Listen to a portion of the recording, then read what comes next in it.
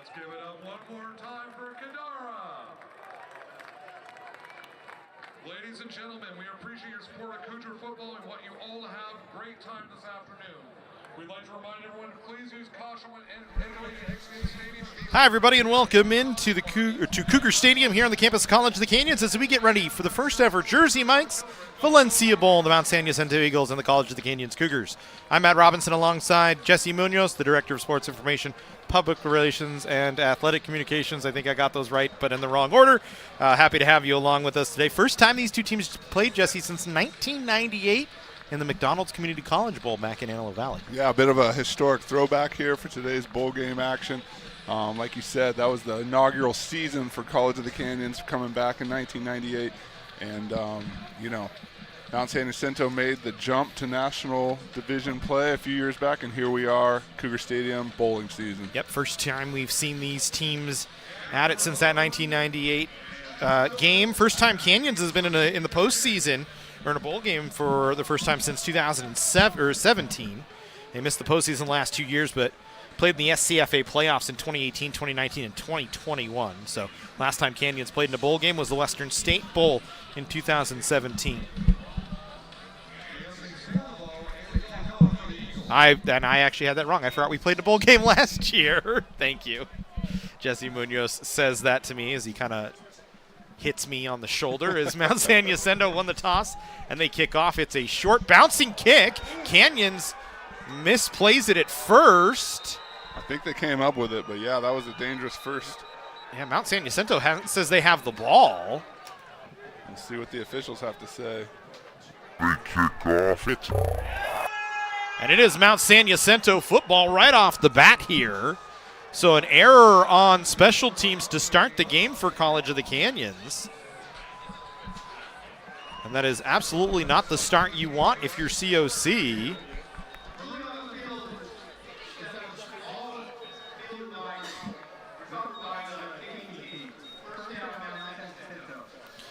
So the Eagles will go to work on offense here right to start, Jesse, and that is just about as bad as you could ask for a start for COC. Yeah, and for the Eagles, long bus ride down here, you're playing in a big-time bowl game, and then you get a break like that to start. You know they're loving it right now. Christian Kretz is going to be the quarterback for Mount San Jacinto without Logan Gonzalez today, so the Eagles going with a different look on offense. Kretz will hand off here on first down, running right into the pile of defenders that time for the Eagles. Looked like it was... I want to say that was Elijah Hall there to meet him first. And then he had a gang of guys with him along the way. So this Cougar defense really going to have to step up right off the bat here, Matt. With the Eagles have outstanding field position. And like you said, trying to capitalize on that early Cougars mistake. It was Ulrichs Venga on the carry. He did not get much doing. He'll be in the backfield. They'll send Dante Sams off. They'll throw to Sams on a screen, and he's brought down behind the line of scrimmage by none other than Kane Omohundro, always right there to make tackles. Yeah, it was a nice job just fighting through that block. Looked like the Eagles had some guys in front of them, but old Kane Omohundro has been known to slip through and make plays like that. I have a feeling that we won't be, that won't be the last time we call his name tonight. Always an impact player out there for the Cougars. Alejandro, 36 tackles, 14 of them the solo variety this season coming into today's game. It'll be a third down, 3rd and 11 from the Canyons 30-yard line. Kretz to throw, looking over the middle, incomplete. Threw into double coverage. As out there in coverage that time was Kyle Wynn, along with Johnny Smith, I believe, was the other man running through. It might have been Jeremiah Alameu. I think it was Alameu, and then, like you said, Kyle Wynn just kind of closed in on that. Thought he might have had a chance to make a play on that ball, but broke it up nevertheless. Now here we go. Cougars almost out of the mess that they created here. Big-time 4th down upcoming. Yeah, San Jacinto going to go for it here on 4th and 11. Kretz in the shotgun, takes the snap, looking, has to scramble, rolls to his right, throws over the middle, pass complete. That is a beautiful throw from Kretz, who is not a quarterback by trade, finds Mitch Aubrey for the first down. Yeah, nice execution on that. Just kind of rolls out and finds his man in some space, picking up the first down. College of the Canyons unable to get off the field on that one. But you're going to see just nicely blocked, gets on the outside, and that's an easy throw from that vantage point. It's a beautiful catch into plenty of coverage out there from Canyons in those gray jerseys. Canyons with the gray and the navy today. Go with a different combination here for the bowl game. Kretz will stay in the shotgun, has Vega behind him, will give. Vega will try the right side, and he's swallowed up behind the line of scrimmage. First man in on the tackle was Tony Testa. Tony Testa, another one of those guys, flies around, always near the ball. Him and Kane Alejandro both expect a lot of action from that duo. Testa, 59 total tackles, 26 tackle assists this season. That leads the team. He's one of the leaders in tackles behind Adam Gookins, who actually just ties him. Gookins was 60 on the season. This Canyons defense, Jesse, we talk about it. They are deep in terms of guys that can make plays, especially in the middle of the field, those linebackers just flying around everywhere at all times. Yeah, I'd really say all 3 levels, the defensive front and the secondary. Kretz going to try and run this time on a keeper. Testa has a hold of him. He's going to get some help as 3 different Cougars come over to make the tackle. Looked like Xavier Perry was over to help out as well. And I want to say Gookins might have been the 3rd guy to come in and knock him out bounds. He picks up 7 on the play, though. 6 actually they'll give him, so it'll be 3rd and 4 here for Mount San Jacinto. And you got to figure if the Eagles went for it on 4th down before, this has definitely got to be 2-down territory for them. So the Cougars got their work cut out for them. And we've, already in the early going, we've heard a lot of those leaders on this defense coming up and making plays. Let's see if they can finish it off here. So we'll go 3rd down. Kretz, empty backfield, throws a quick out route, caught towards the end zone, in for a touchdown for San Jacinto. Dante Sams, his 3rd receiving touchdown of the year, and San Jacinto on the board. Yeah, you're going to see here Sams just kind of runs a route. Missed tackle, puts his foot in the ground and gets it in. I think Vega kind of just a pick route that time from Vega, and that springs Sams. His 3rd touchdown of the season. Sam's the guy, 34 catches, 485 yards, averages 14.3 per reception, and 48.5 yards per game as the extra point is up and good for Mount San Jacinto. As the Eagles get on the board to start, I believe that was Anthony Sandoval on the kick. Didn't catch the number for Mount San Jacinto, but nonetheless, the Eagles get a 7-0 lead off a special teams turnover from Canyons on the very first play of the ball game, Jesse. Yeah, the Eagles came in here definitely with a plan. They won the toss and deferred. You don't bank on that's going to happen, but you certainly will swoop on that opportunity. And now you see the Eagles, converted on a big 4th down. We're able to finish off that drive. That's nice execution by their offensive unit. And for the Cougars now, I think it's just catch your breath. Let's look to regroup a little bit. They had some success defensively, just not enough. And so it'll really be up to this Cougar offense to lift this team up and get back in this ball game. So for San Jacinto, they don't have the number of plays or the yardage yet on the drive. We'll get that for you when it updates on Presto. As again, Sandoval, a low bouncing kick, and this time Canyon's just going to fall on top of it at about their own 28-yard line, and that's where the Cougars will take over offensively. So San Jacinto, we heard before the game, kind of fighting off some injuries right now. They've had a number of guys go down and kind of just trying to get through the end of the season here. Credit the Eagles, they get on the board first. They're 6-4 team playing in that really tough division that hosts Mount Sac, or they've played actually Mount Sac, Riverside, and I believe Golden West this season for the Eagles playing in the National South. Yeah, and like we talked about, is a program that only made that jump a few years ago. Before that had played in the American Division Championship, and now to be able to be playing in a bowl game speaks well for them. Canyons going with Haugney to start at quarterback, and he fires one downfield, caught by Ray Hall in Mount San Jacinto territory, down at the 25-yard line, and the Cougars are in business on their first offensive play of the ball game, as Haugney getting the opportunity, the freshman out of Old Bridge, New Jersey, just his second completion on his second attempt of the season. Well, we talked about the Cougars needing to bounce back. Well, that's one way to do it. Big 60-yard gainer down the middle of the field to one of your top receivers, and the Cougars are in business. So Haugney in the shotgun, two backs in the backfield with him. He'll give, it's going to be Donovan Dunn, tries the right side, bounces it through the middle, still forcing his way ahead as he was met by a group of Eagles, including Chase Shackelford, who was the first in, but it's a gain of 9 yards, a fought for 9 yards by Donovan Dunn. Yeah, Donovan Dunn had a big performance last week at Ventura. I believe it was a season-high 79 yards, and picks up right where he left off here today.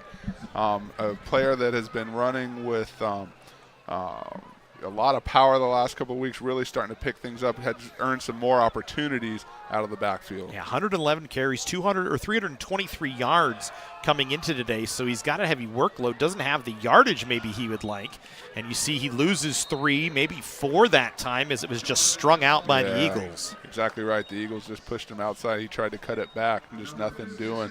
All your protection's already going the other way. But regardless, like I said, running with a lot of spirit these last couple of weeks, that's going to be an important piece for the Cougars as they continue to do battle with this Eagles team. So we'll go 3rd and 4. Haugney in the shotgun, Dunn to his right. 3 receivers split out to the near side for Canyons. Ray Hall, the far man on the far side of the field. Movement up front on Canyons.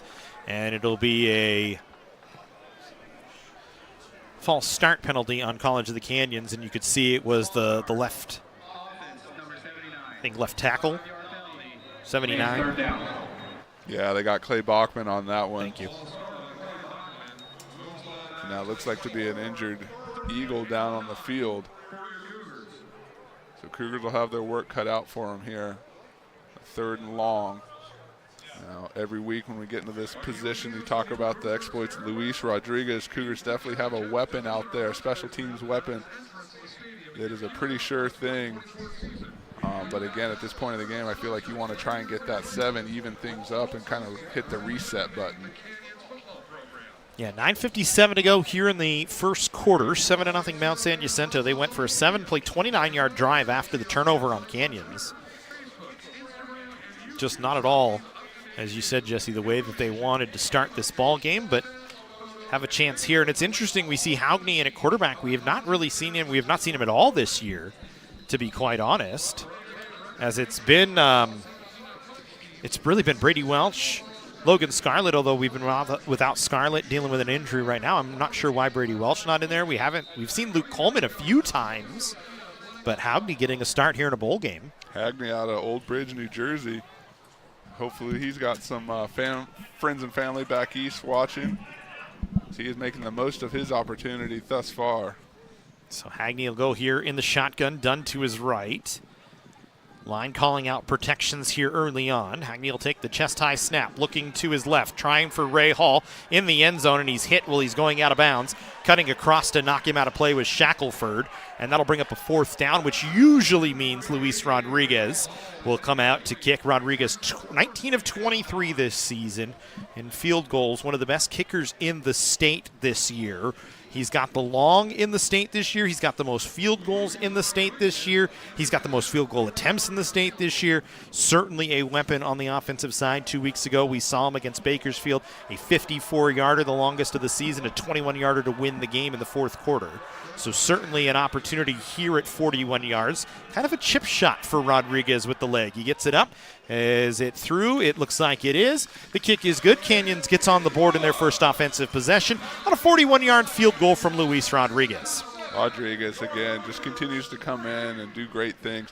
You know, Matt, you talked about the season-long statistics. It's particularly impressive when you see them all on paper, the cumulative effects of a year-long, number one in the state in several categories. We get used to seeing them here on a week in, week out. We see the game winners. We see the jaw-dropping 50-yarders. But when you look at that body of work over the course of the season, that's just really impressive. A kid that has come in here and made a mark here on this Cougars program like we've had kickers do in years past. So, I mean, this is definitely a place where special team specialists, can come out here and really shine, work their way up to the next level. His season high 88th point of the season, as he goes for 3 that time on the field goal. And Canyon's back within 4, just really a little over 5.5 in. So you like it after the response off the touchdown from San Jacinto on a short field. You get a touchdown or a field goal of your own. Not the 6 you wanted, but you'll take it. But you know what? I think looking back at this game, you might circle that as maybe the most important drive just because of what it does for your team, that confidence kind of settling things down. You got the big chunk play that now the defense has to respect. You got Hanya feeling a little bit more comfortable. So let's see what happens. Long way to go. Sams will take this at the 1-yard line for San Jacinto. He brings it inside the hash marks, and he's tackled at the 15. Good tackle in special teams that time. Coming across for Canyons, I believe it was Jared Uradell that came through and got a hand on him. Yeah, you're absolutely right. That's a nice job just shooting through and getting just enough of the ball carrier to bring him down. And so, again, the Eagles going to have a little bit of a long field in front of them, exactly what this Cougar defense would like to see. Didn't have that benefit the last time out. And so I'm sure like the rest of this squad down there, raring to go, Sunday football here in Cougar Stadium. You've got to be excited for something like that. When we talk about different quarterback here in Christian Kretz, how hard is this for both sides really defensively, having quarterbacks that there's no tape on anywhere? Coming into today as Kretz will throw. Vega catches, tries to bounce through a tackle, and he's brought down. Gets a half a yard, I think they're going to give him, maybe to the 16-yard line. It'll be 2nd down and 9. Yeah, I mean, you talk about the no tape. Definitely presents a challenge for both sides. You kind of know what you're getting, but you maybe not know what package it's going to come in. But I think, again, you talk about tape. That is one of the most important things about bowl games. It's an extra opportunity to get your guys on tape. It's an extra opportunity for those guys that maybe haven't played a ton the whole year to earn that opportunity to get out there and run around and see what they can do. So, you relish the opportunity, you try and make the most of it. Canyon's throwing some pressure. They're going to force Kretz out of the pocket, and he'll just throw it away into the stands. Dan Corbett down there couldn't make the play. We'll give him a hard time about that one later, the defensive coordinator, and maybe that's why he plays defense. Yeah, right? I was going to say, he's made a ton of plays on the other side of the ball. And I'm sure he'd let you know that was not his forte. Isn't that what they always say to defensive backs when they miss an interception? Well, that's why you're on defense, not on offense.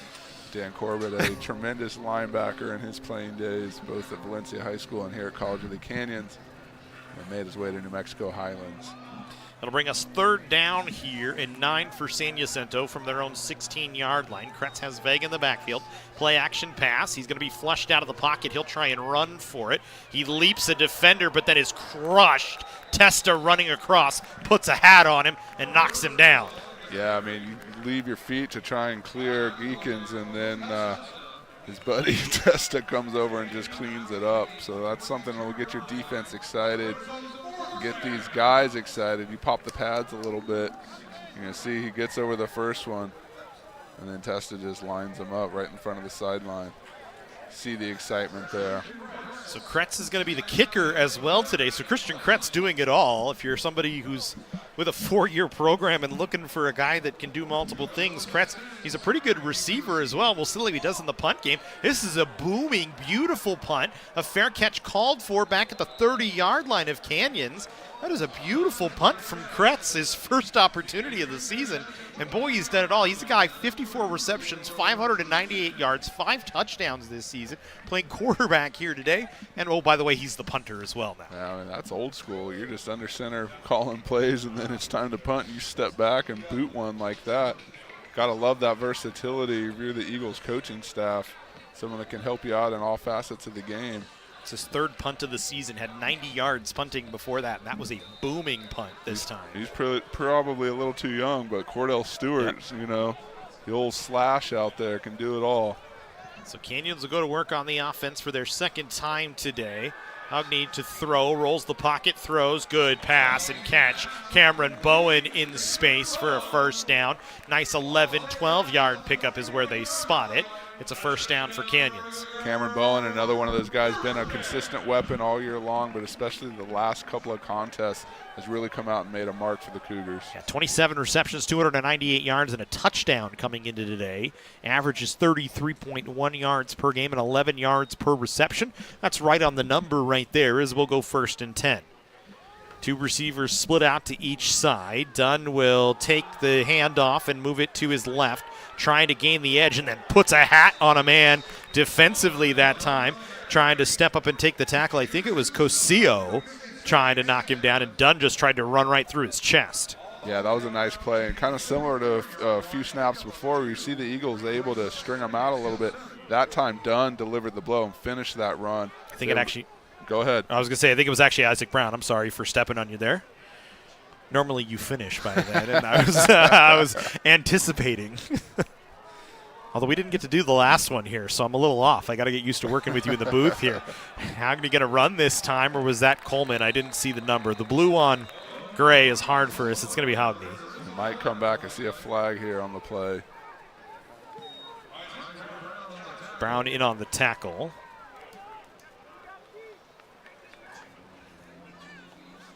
And it's going to go against Canyons. It looks like it's a hold. Holding.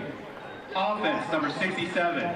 10-yard penalty for the previous 5. So they get Sean Scott, the freshman out of West Ranch High School, going to be called for holding. So it'll back Canyons up. 2nd and 17. So behind the chains at the moment are the Cougars.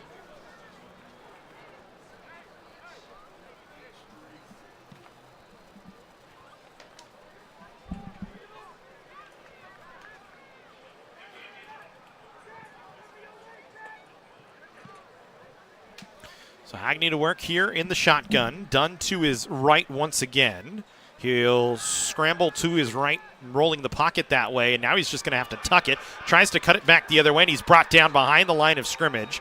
Maybe just a play where he needs to get rid of the ball at some point as Lacan Flower comes over to get him. Flower, 24 assisted tackles, 42 total on the season, and he's had 11 tackles for loss. Give him 12 now.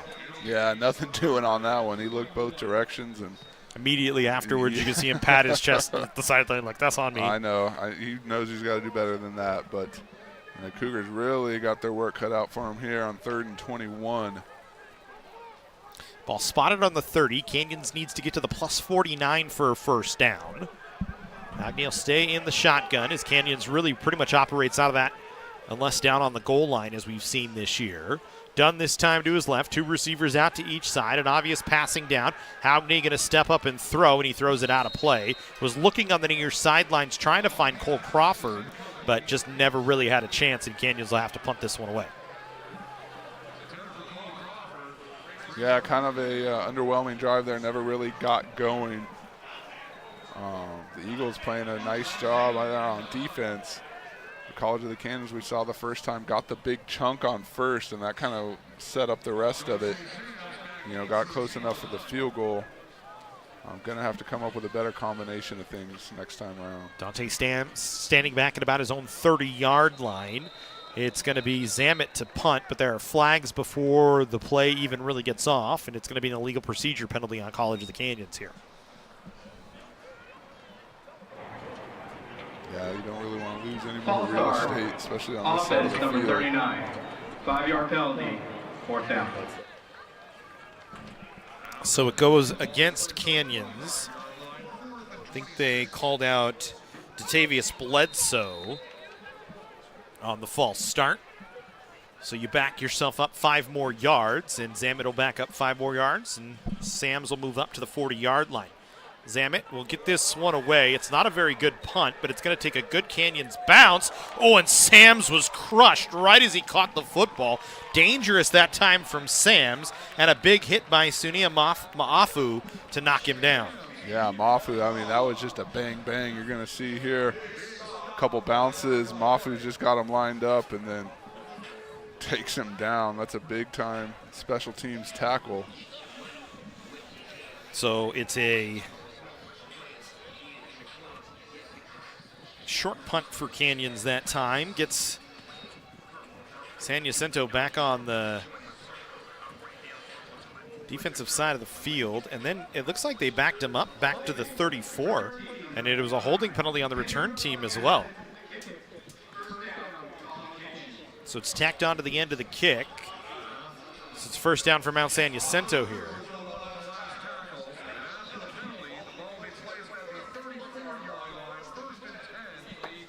So the Eagles taking over 1st and 10. Ball spotted on the 34. 5:24 to go here in the first quarter. 7-3 Mount San Jacinto. They scored on their first drive on a short field after a special teams turnover on College of the Canyons. Kretz will run on the option right up the middle, and he's got 8 yards before he's brought down. Tackle that time made by Datavius Bledsoe as he brings him down at the 42-yard line. It'll bring up 2nd down and 2. Yeah, Kretz doing a nice job out there, just finding openings, getting upfield. You've seen him roll out a couple times, make some nice throws. If you're the Eagles, you got to be more than content with what he's doing so far and kind of dictating things in this game. So we'll go 2nd down and 2. Kretz looking at the sidelines, has Vega along with Sams in the backfield with him. They'll send Sams in motion. Kretz wanting to throw, looking up. Now he's going to have to try and scramble away and just dumps one in the dirt from Vega. No flag for a late play that time on Canyons, and I think it was Jackson Stein just trying to drag him down. Yeah, just kind of missed it on the camera, moved a little bit. You see it there, and you can see Kretz. Yeah, a couple of people calling for a penalty, but like you said, I think he's just playing to the whistle. Nothing malicious. Maybe a little. Maybe a little. Stopped you in your tracks that time. But still playing to the whistle, so you got to appreciate that. It'll bring up 3rd and 2 here. You like the play from Kretz, though, able to see that he's got Vega nearby and doesn't get called for intentional grounding, knowing he's wrapped up by Stein and doesn't have anywhere to go, and you don't want those big paws of Jackson Stein on top of you. As we go here on 2nd and 2, Kretz going to just run. He'll have the first down. He'll secure the football and go down at the 49-yard line of Mount San Jacinto. Points ahead for a first down, and the Eagles will move the chains. Yeah, Kretz listed at 6'1" and 207. I mean, nothing frighteningly fast, but it just seems to be in the right place, gets a good first step, has been able to matriculate upfield a couple times here. Does a good job following his blockers.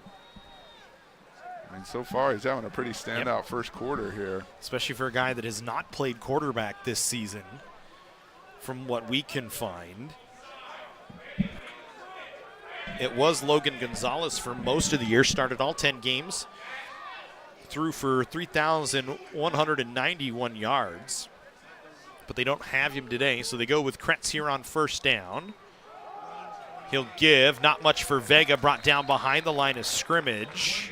Yeah, I think that was Jackson Forte right in the hole to meet him there. You are correct, sir. And that's a nice job, just penetrating, getting upfield, disrupting things. Forte, team high 12 tackles for loss this season. Yeah, he's an impact player out there for this defense. We've seen, like you said, the tackles for loss, the ability just to cause misdirection, to get upfield and change the course of the play. He seems to always be out there. So it's a loss of a yard. Kretz going to go in 5 wide here. San Jacinto kind of taking their time getting set up. 10 on the play clock here. Kretz will step back to throw. A screen underneath, incomplete, and then a couple of bodies crash together. Flowers on the hit, and the intended target, Mateo Lacan. And it'll be 3rd down and 11.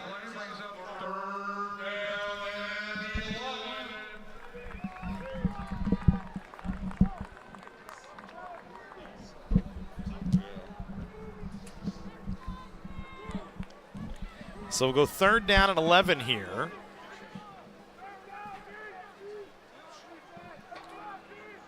Kretz with a receiver a back to his right, 3 receivers out to the right side. Vega stays into block. Kretz throws over the middle, complete into the zone. 1st down for Mount San Jacinto.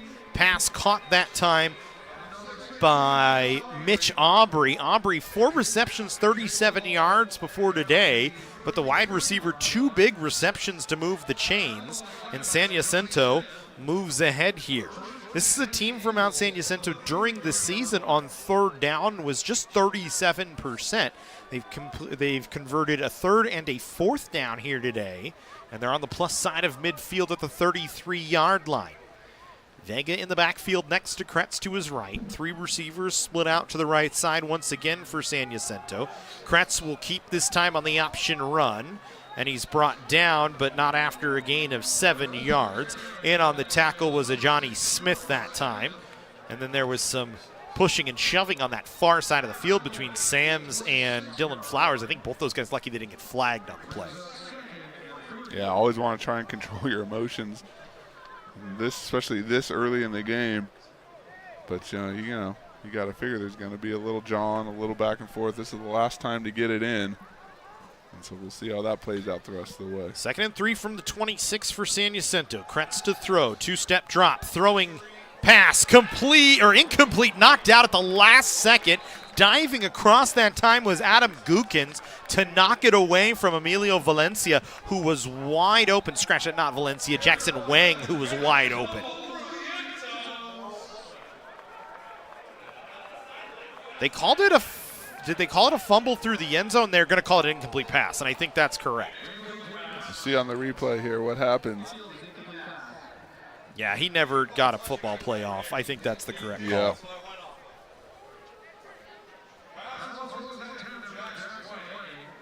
Nice job by Gookins, though, being there to break that up. Got to feel like the Eagles thought they were going to trot in on another one there. And so now a big-time 3rd down. Wang, one of the favorite targets of San Jacinto this year, 775 yards, 8 touchdowns, averaged 77.5 yards per game this season on just 48 receptions. So he's a guy that can secure the football. We take another look at the replay here after a false start on Mount San Jacinto, so that's going to back them up and make it 3rd and more than the chains. Call it 3rd and 18 here. We had a replay, and we cut out of it.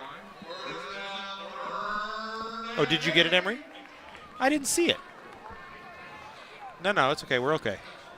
Sorry, talking to our director producer over here, Johnson. It's a Sunday. We're all thrown off today. Everybody's kind of in a different space as we go here on 3rd and 18. Kretz to throw, pass, incomplete, broken up once again. Jeremiah Alemeu on the breakup that time for Canyons. Alemeu right there, perfect position. You're going to see here on the replay, Kretz looking to his guy the whole way. Alemeu, nice job, just gets a hand in there. A little bit of a body breaking up that play. And we'll see if San Jacinto, they went for it on 4th down from a similar spot earlier today. It's actually 4th and 8, not 4th and 18. So they're going to back up to 4th and 8 here. They're going to go from the 31. They got their last 4th down, 1 for 1 today on 4th down. They'll try it again here. Kretz to throw. Blocked at the line of scrimmage. It got tipped, and I think it was Terrell Brown that got a pop and knocked it away.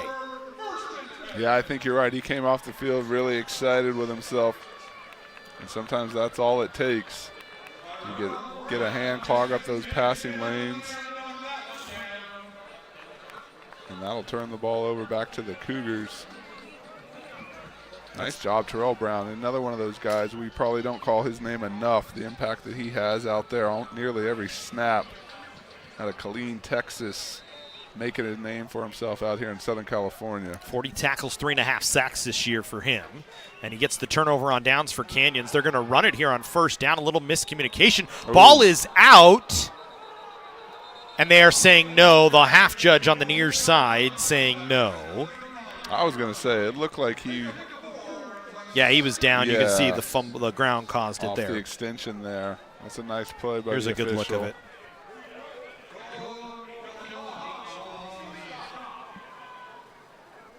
Cougars will definitely benefit from that one. Fortunately, there is no replay as well, so it'll be a 4-yard gain here. 2nd down and 6. Ball spotted at the 35-yard line. As we go here, this one a low snap. Hagney going to try and run with it again this time.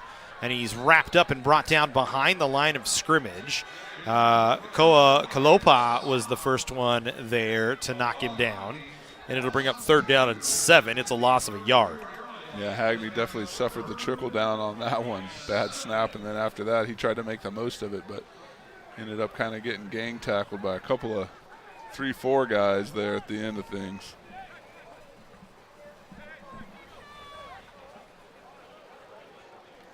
So 3rd down and 7. Canyon's going to let the play clock run out here at the end of the first quarter. So it's a 7-3 Mount San Jacinto lead. As we go to the end of the first quarter, second quarter action when we come back.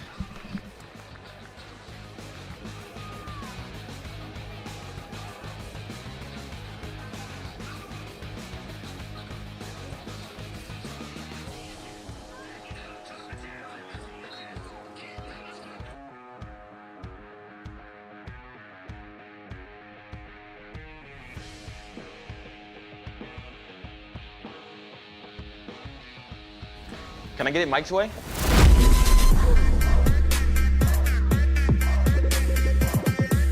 What's happening? And your free sub. Enjoy. That was super weird. Oh, that? Nah. She just used the shore points you can now earn from chip and drink purchases to get free sub through the app. Download the Jersey Mike's app and earn rewards towards free subs with every sub, Pepsi, and Lay's you purchase.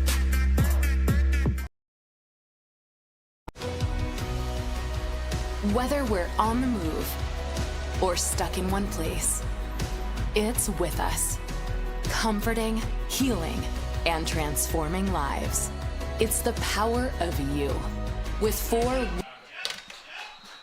So on 3rd and 7, sorry, we come back in just a half second late here. 3rd and 7, nothing for Haughey that time. He's brought down behind the line of scrimmage. That'll bring 4th down and 7 as we come back in Valencia. The Jersey Mike's Valencia Bowl here from Cougar Stadium. Matt Robinson, Jesse Munoz here with you. San Jacinto leading Canyons 7-3 here at Cougar Stadium, the first ever Jersey Mike's Valencia Bowl. I want to give a quick shout out to Jersey Mike's for their continued partnership and support, allowing us to host this SCFA bowl game here on a beautiful Sunday in Valencia, the Valencia campus of College of the Canyons. Again, appreciate their support year in and year out. Sam standing back about the 40-yard line here. Zamet back to punt once again. This one a much better punt from Zamet, and the fair catch is going to be caught right at about the 27-yard line. I think they're going to give him the 28. There is a flag back near the 21-yard line. Zamet definitely got a hold of that one. It might be a penalty on the special teams unit.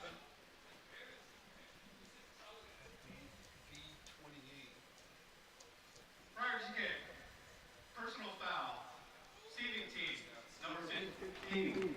Leaping, 15-yard penalty, automatic first down. So it's a leaping penalty on Mount San Jacinto. I don't think I've ever seen that. Definitely not at this level. I mean, I think it's similar to what you see sometimes in the pro game. The bracing penalty. Or where they're lifting off and jumping off of somebody. Yep, you see it right there, yep.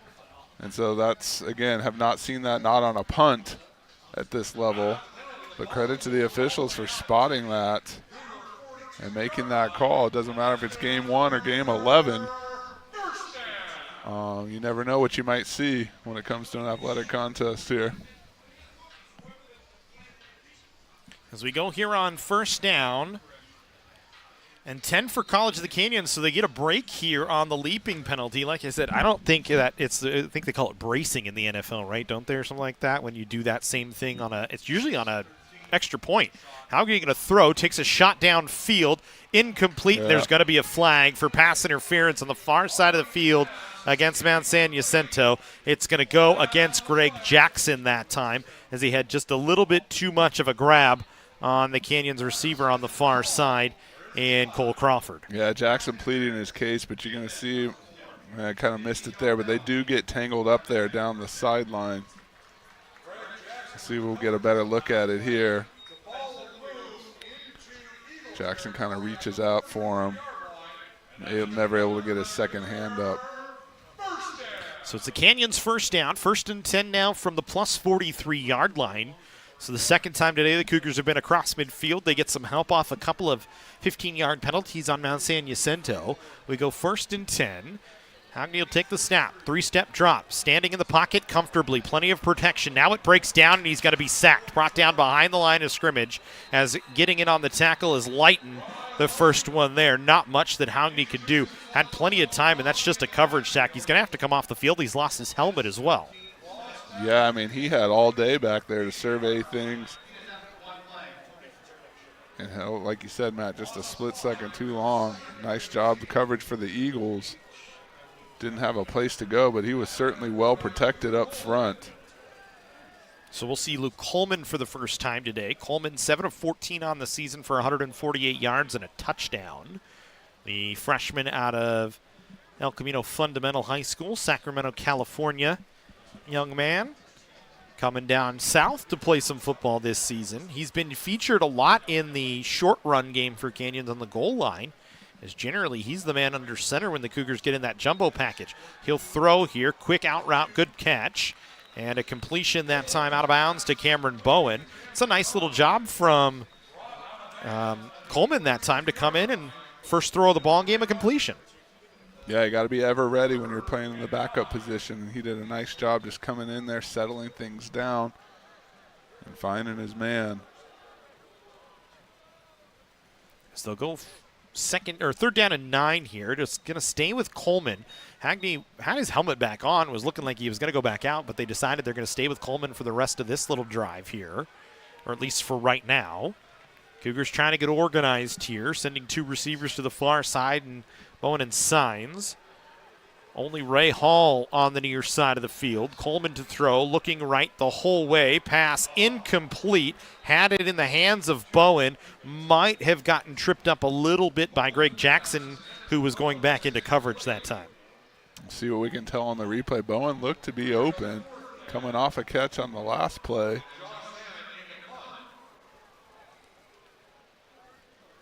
Yeah, Ball and I was think, there, yeah. Jackson, I think, maybe just got enough of a hand on him to stir his concentration. So Zamet back into punt once again. Zamet's been busy so far today in the punt game. Although his last punt didn't go as anything, so he'll go here, his second punt of the ball game. His first one was a 31-yarder. This one trying to pin San Jacinto deep. It's an end-over-end punt. And Kretz, who has done everything today, takes that one at the 10-yard line. We'll give him at the 11. Boy, what else can Christian Kretz do today? He's a football player, that's for sure. So we'll step aside. 12:14 to go. San Jacinto with a 7-3 lead over College of the Canyons. Welcome to College of the Canyons, where students become the success stories of tomorrow. Whether you're already in the workforce or just getting started, our flexible schedules are a game changer. And students don't just earn degrees. They catapult into desirable careers and top 4-year universities for just $46 per unit. Quality education without crushing debt. Ditch the cookie-cutter mold of college and make college work for you. Register now at canyons.edu/schedule. 1st and 10 back here at the Jersey Mike's Valencia Bowl for Mount San Jacinto. Kretz going to run it this time, cuts it to the outside, and then he's brought down at about the 16-yard line. It's a Johnny Smith up on the tackle that time for Canyons. Johnny Smith coming up and making the play and kind of just bear hugs Kretz before taking him down to the ground. Johnny Smith playing his sophomore finale here for the Cougars. Big-time player for us out of Golden Valley High School. And enjoyed watching his career here at College of the Canyons. Yeah, 32 tackles this season, 2 pass breakups, had an interception as well, had a fumble recovery. He's had kind of an active year in that defensive backfield. Usually a guy that we look at as a lockdown defender in the pass game, and teams generally go away from him as much as they possibly can. That's how good a Johnny Smith has been. Kretz going to run on the option this time. He's got room, and he's going to have a first down after the 25-yard line. Canyons, I think, kind of got confused on the defensive front that time, Jess. Well, yeah, a lot of pressure there. Jackson Forte kind of leading the charge. We'll see if we get a look at it. But Can't tell if that was just a confusion for the Cougars or a nicely schemed blocking up front, because Kretz came around the corner and had a big time opening to get upfield. So again, credit to this offense. They have come ready to play, and even though the low score thus far, have been able to do some things against this Cougars defense. Time of possession is even right now. 8 minutes and 57 seconds for Mount San Jacinto. 8 minutes and 48 seconds for College of the Canyons. But San Jacinto, the only touchdown, came off a short field. As they go to work here on a first down, they'll hand Vega, waiting for some extra help blocking, and he's brought down by a strength of Cougars. First man in there that time was Jackson Stein. Stein, 7.5 tackles for loss this season, so not surprised to see him around the ball. Yeah, Stein, again, another one of those local kids, had a tremendous career here for the Cougars out of Valencia High School. Called his name already a couple times. Wouldn't be surprised if we call it a few more. As we'll go here on second down, it's a 1-yard gain for Kretz, who's been good in the passing game, 5 of 12, 43 yards. Better in the rush game, 7 attempts, 51 yards, averaging 7.5 yards per carry right now, as he'll wait in the backfield, takes the chest-high snap, a 3-step drop, wanting to take a shot downfield. Pass complete, and it's a first down into the hands of Jackson Wang, and you're not going to see a Johnny Smith get beat very many times. That's one of the few ones we've seen this year. Yeah, and you're going to see here. This is the previous play on the blocking scheme. But you're going to see Kretz just does a nice job floating it out to the receiver. Like you said, just got a step on a Johnny Smith. Sometimes that's all it takes. But that's a nice ball again, well protected. And a nice pitch and catch for the Eagles. So 1st and 10 for San Jacinto. Movement on the offensive line, so they'll back themselves up. And I think it's kind of a day for San Jacinto. If they're on the plus side of the field, it's going to be a lot of going for it on 4th down. It seems they don't have their full complement at the kicking game as well. We've seen Anthony Sandoval kick off and have the extra point so far today. But they've had 2 4th downs in field goal range and gone for them both times. So I think that's kind of where we're at, unless they're punting. They're going for it here today. But it's 1st and 15 for right now, so we'll get to that as we go on. But it's important to note as they move themselves back on that first play, and there's nothing for Kretz to do that time. He ran right into a wall of Cougars, and it's, again, Terrell Brown who's the first one there. Yeah, Terrell Brown leading the pack for sure. Saw Elijah Hall in the neighborhood. So the Cougars really starting to get after it a little bit on this defensive front. 2nd down and 15. Ball spotted at the 39-yard line. And it's actually 2nd and 18. Waiting on the clock to set itself here. San Jacinto trying to move some players around here. Still plenty of time on the play clock. They switch sides for Vega. It's 5 wide. Kretz, now he's going to roll. He's got all sorts of green grass in front of him. He's going to be close to the first down marker. They're going to spot him short of it at the 23-yard line, but it'll bring up a 4th down and short here for San Jacinto. And you saw a little bit of that extra burst there from Kretz. Saw the opening, Matt, just exactly when you called it, and kind of just took off up the field, tried to get the most that he could. Brings up a nice 3rd and very manageable here. 3rd and 2 here for San Jacinto, and they go 5 wide again. Canyon's not showing a lot up front, just now they're going to bring some extras, it looks like. Little jailhouse, and Testa misses on the tackle. Kretz just fires one in the air, and it's knocked away by a Johnny Smith. So Smith getting some retribution that time after Max Hunter and him both went up for it. Well, Kretz, again, got away from that one. And then was just able to chuck it up and almost hit pay dirt with that. So kind of everything working in the Eagles' favor right now. They go 4th down, and again, I think it's going to be a situation where they're going to go for everything here today. And why not? I mean, it's a bowl game. This is it. You're pulling out all the stops, no play left unturned, getting everybody some action out there. 1 for 2 on 4th down today. They cashed in on the first one. The last one they didn't have anything going, and I think they're going to take a timeout here as head coach Casey Mazzota going to talk things over just a second here for San Jacinto, their first timeout. It's a 4th and 2 from the 23-yard line, 7:29 to go here in the first half. It's been an interesting one so far here, Jesse. Canyons, a turnover on the first play of the ball game, a miscommunication in the special teams game on a short kick from Sandoval. That led to a San Jacinto touchdown on a 7-play, 29-yard drive where they took 3 minutes off the clock. Canyons gets back on the board on their next drive with a 49-yard field goal from Luis Rodriguez, a 41-yard field goal, from Luis Rodriguez, and since we have not had any scoring. Well, and I think that's why you take the timeout here. You got a 4th and short. You're obviously going to go for it, but imperative that you execute. I mean, the Eagles with a real opportunity here to seize control of this game, not just from a score standpoint, but from a purely momentum. You know, halfway through the second quarter, you're getting the ball back at halftime, after the break at halftime.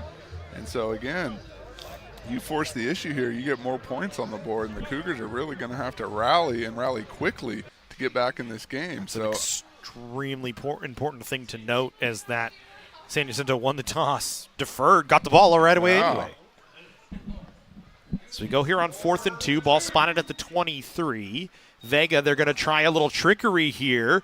Now they'll continue on the run, and they're not going to have it this time as Canyon's able to string it out. And this time coming across JoJo Massey with some help from his friends that time, Terrell Brown there as well. Yeah, JoJo Massey again, we just met the intended passer, wrapped him up and took him down. Representing Novi, Michigan out of Detroit Catholic Central. Another one of those guys, made a ton of plays throughout the year. Aubrey took some punishment that time. That was the guy that was looking to throw the football. I mean, he got wrapped up and slammed down to the ground. And so now, okay, you get off the field on 4th down. You stymie any chance of the Eagles seizing control. And after College of the Canyons, you're looking for a prolonged drive. Come down here and get some points of your own. Agnew back in there, quarterback here for Canyons. He's going to scramble and run this time. And brought down at the line of scrimmage. I think he's going to get back to the line. A big paw of Darius Holmes came out and brought him down. Yeah, Darius Holmes had him by the jersey and then just kind of slung him around.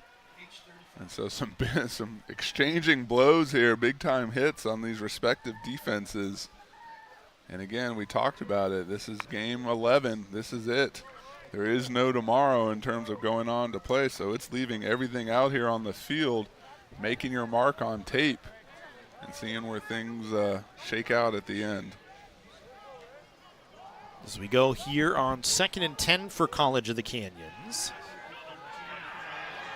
Agnew out to Dunn, and it's a loss of 5 yards that time. As well out on the tackle, it looked like it was Lampley that time. Yeah, Lampley either sniffed that one out or just had a key and read it and went, because he was right there on that play. And so, again, the Cougars, you talk about let's get a sustained drive. Here we are at 3rd and 15, still struggling to get things going here. There's only one other game in action today, and it's already final. Allen Hancock and Golden West. Golden West a 28-7 win, scored touchdowns in each quarter to beat Allen Hancock. So this is the only game we got going in the 3C2A today.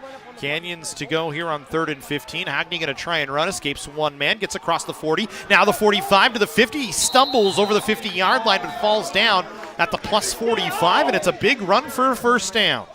Yeah, I like that. And once he made the decision to run, he was gone. Showed a little bit of an extra burst there. A lot of room in front of him. And then, like you said, just kind of broke that one, and then just kind of, I think his own momentum kind of went down. It was enough to take him down. But again, there's that big chunk play we talked about, and now you really try and build on something here in this final 5 minutes. Only 5 carries, 18 yards this season for Agnew, but he gets a big run there, and Canyons in business. 1st and 10 from the plus 47. They'll hand Dunn right up the middle, nothing doing. Gets 3 yards as he gets to the 45-yard line, and then was drug all the way back to the Canyons 45-yard line, but they give him forward progress. It'll be 2nd down at about 8 yards here.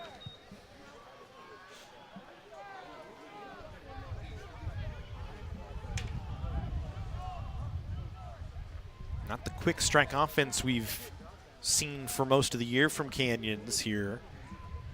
As with a different quarterback in there, and they've had 4 different ones all season. You talk about Brady Welch started the season. Logan Scarlett came in before his injury and played really well. And now you see Hagney and Coleman both getting an opportunity here in the bowl game today, so it's been a different look. Still plenty of weapons on the outside. We haven't seen any of them really get involved for anything big other than a catch from Ray Hall early. Here's a chance at Dunn on the wheel route. He's got it at the 20-yard line. Still on his feet. Breaks a tackle into the end zone for a Canyons touchdown. Donovan Dunn. And Canyons has the lead for the first time today. And almost on cue, Matt, we talked about the quick strike offense. Well, there was the strike. Comes to Donovan Dunn, like you said, just coming out of the backfield, able to haul it in, makes a little move here, just enough to get by, and then I think he sees the end zone, and that's all. Nothing stopping him after that. But a nice job. We talked about him playing well the last couple of weeks especially. And no bigger play than that one gets the Cougars back on the board. Only his second touchdown of the season. He's only had 1 rushing touchdown this year. That's his first receiving touchdown of the year. He hasn't been used in those goal line situations, so that's why the touchdown numbers are not up. But he is their heavy back this season as he gets into pay dirt for the first time in the passing game this year. And Canyons has a 3-point lead at 10-7 as Rodriguez drives it through once again. Rodriguez has been nearly perfect on the extra points this year. 29 of 31 as you take another look at the wheel route. Touchdown from Donovan Dunn on a pass from Hagney, his first college touchdown pass for Owen Hagney. And it's a big one for College of the Canyons as they take a 10-7 lead, a 45-yard catch and run. Yeah, nice little combination there. It's a perfect touch, and then Dunn just gets it and does all the rest. Like I said, I had a feeling once that opening presented itself, he was not going to be denied. And he followed through for us on that one. Nice job.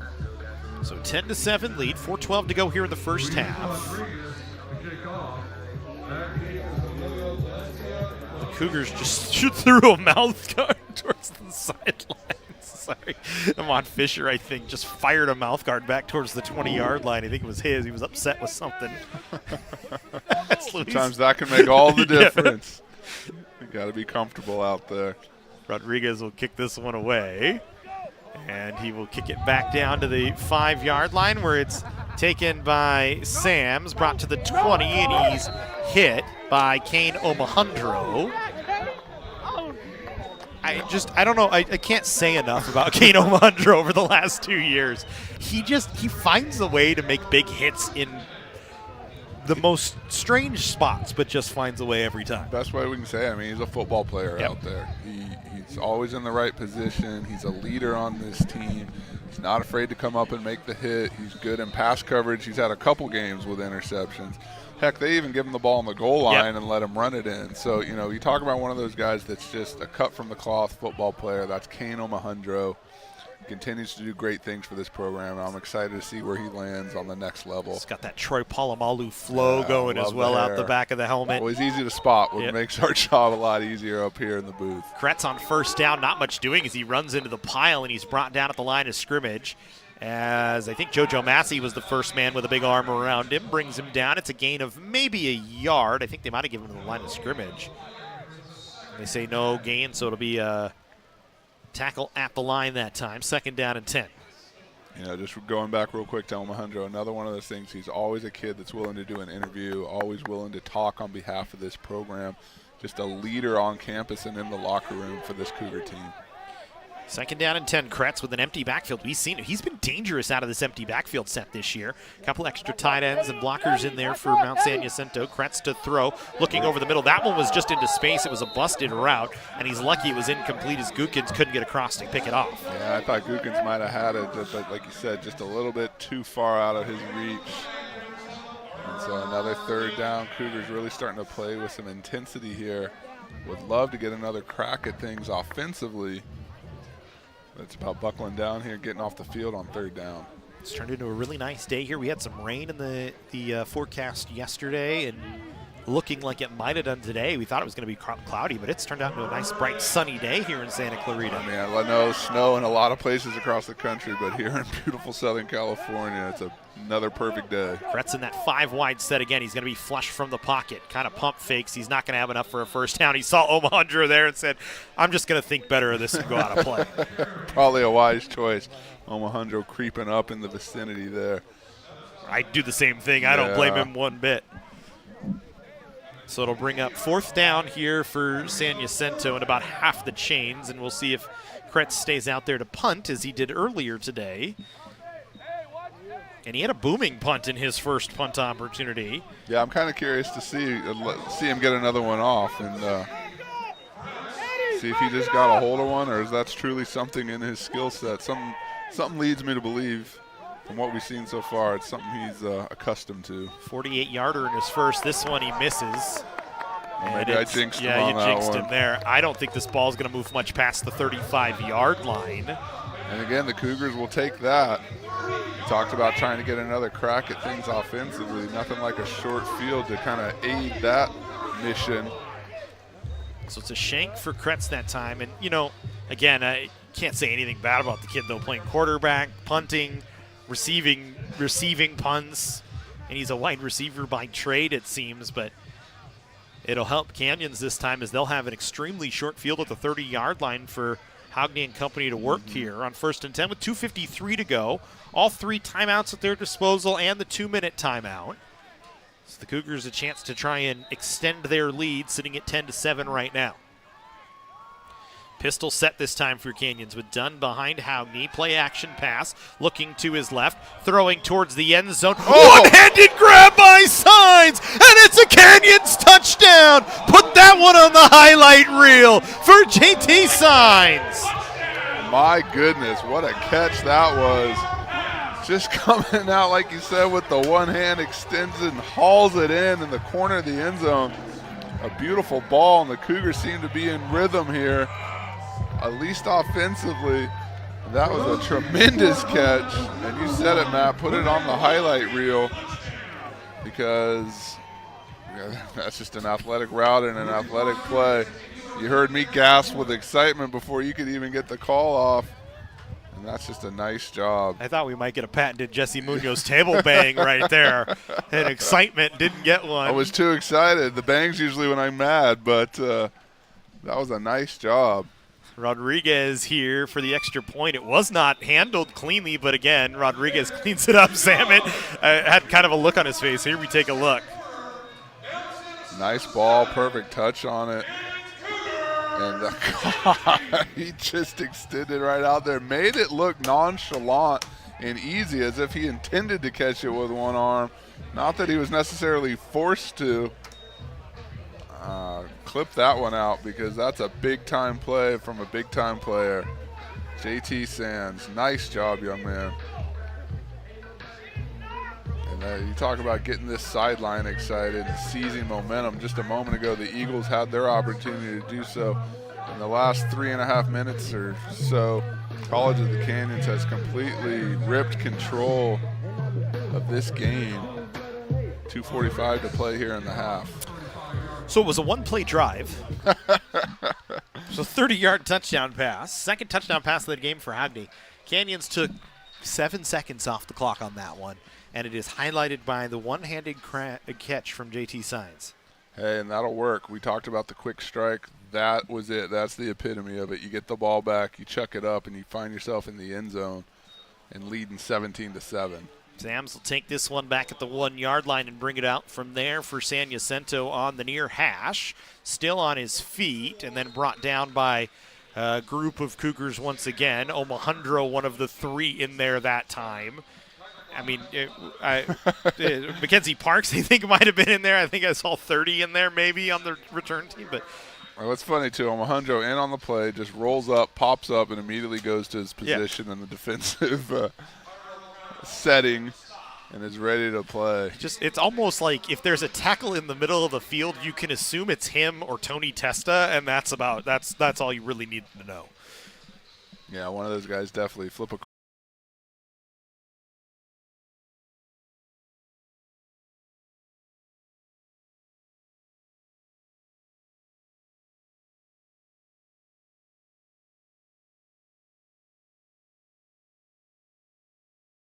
technical difficulties, folks. Our computer seems to have been messed with and is having some sort of issue. So we'll hopefully get that cleaned up at halftime. There's 1 minute and 49 seconds to go here in the second quarter. It's 4th and 12 for Mount San Jacinto. Krentz is going to kick this one away as the ball spotted back at the Mount San Jacinto 22-yard line. Canyons has Signs standing back at about the 37-yard line. This is a much better punt from Kretz this time, and Signs will call for the fair catch and take it at about the 48.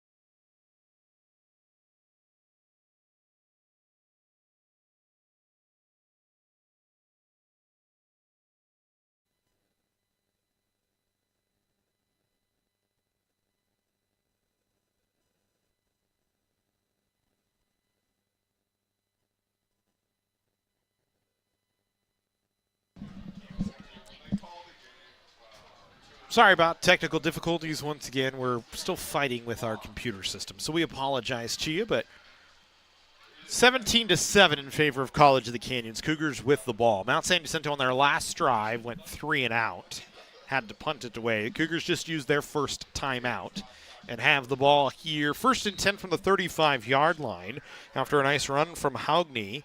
Got himself a nice little gain, has 9 carries, 26 yards today. He's going to throw looking towards the end zone, but he threw it behind Chaz Hilst. I don't think Hilst ever saw that.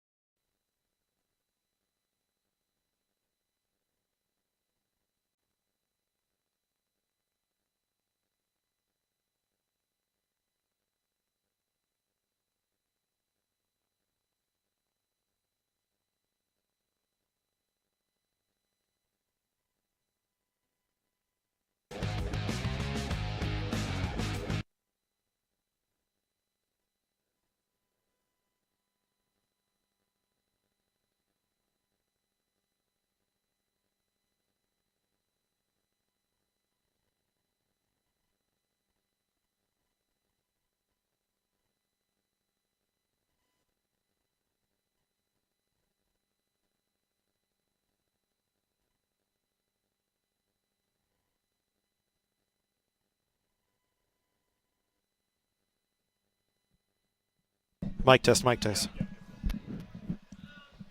Take out.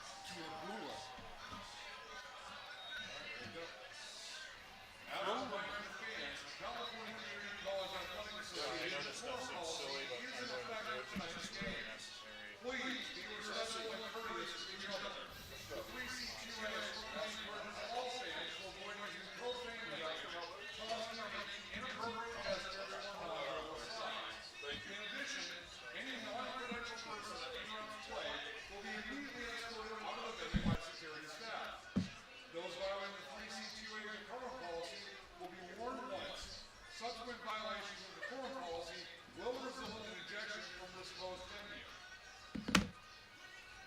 Also a reminder that our concession partners, I Love Ice Cream and Lovely Tacos, are still open for business in the stadium today. All season long. Included on today's menu are tacos, burritos, quesadillas, loaded nachos, and much more. Along with an assortment of ice cream, popsicle, snack, candy, water, and beverages. Vendors are prepared to accept both cash and credit tap payments, so be sure to stop by for all your in-game concession needs.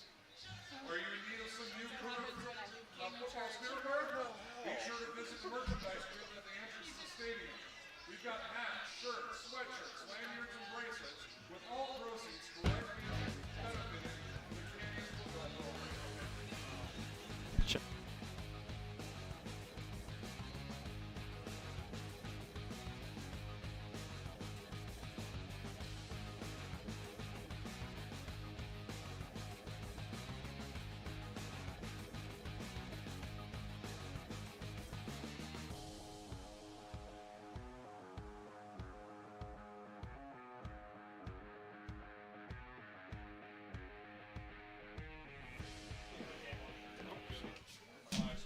All right, welcome back in here to.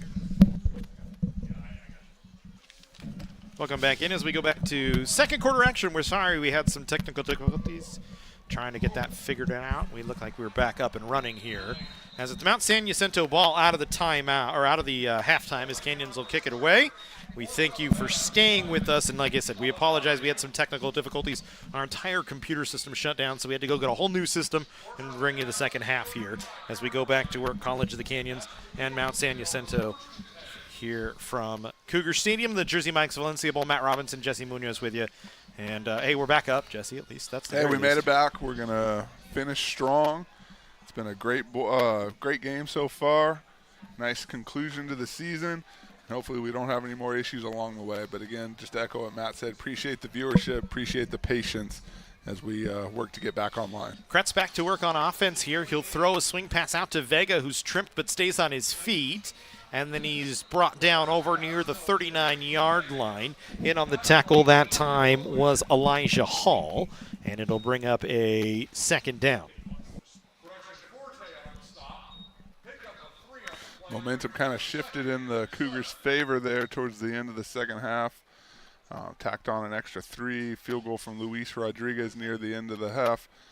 And you remember Mount Jack won the kickoff but deferred, and then the Cougars fumbled on the opening kickoff, allowing the Eagles to jump ahead 7-0. As this one brought ahead, Vega still on his feet. And it's going to be enough for a first down here.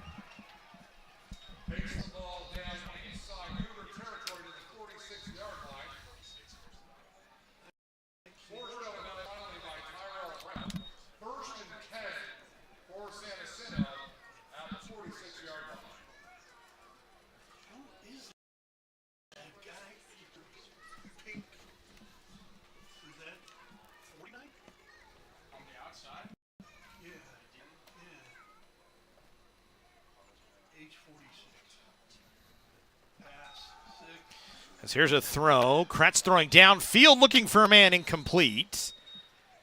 And it'll bring up second down. Took a shot at that one. And you look for the Eagles here, a little bit of urgency here offensively, like we talked about. Got the early start on the special teams miscue, but not much doing after that. Have found some limited success along the way. Looked like they had another touchdown that ended up being an incomplete pass. And the Cougars defense really stepped up down the stretch here on this first opening half. And so we go here on 2nd down and 10. Sorry, we're still scrambling to kind of get us set up and ready to go here. Kretz with 2 backs in the backfield this time. He'll keep it himself. Good keep that time, as there was a man right in the backfield to blow it up. I believe it was Jackson Stein.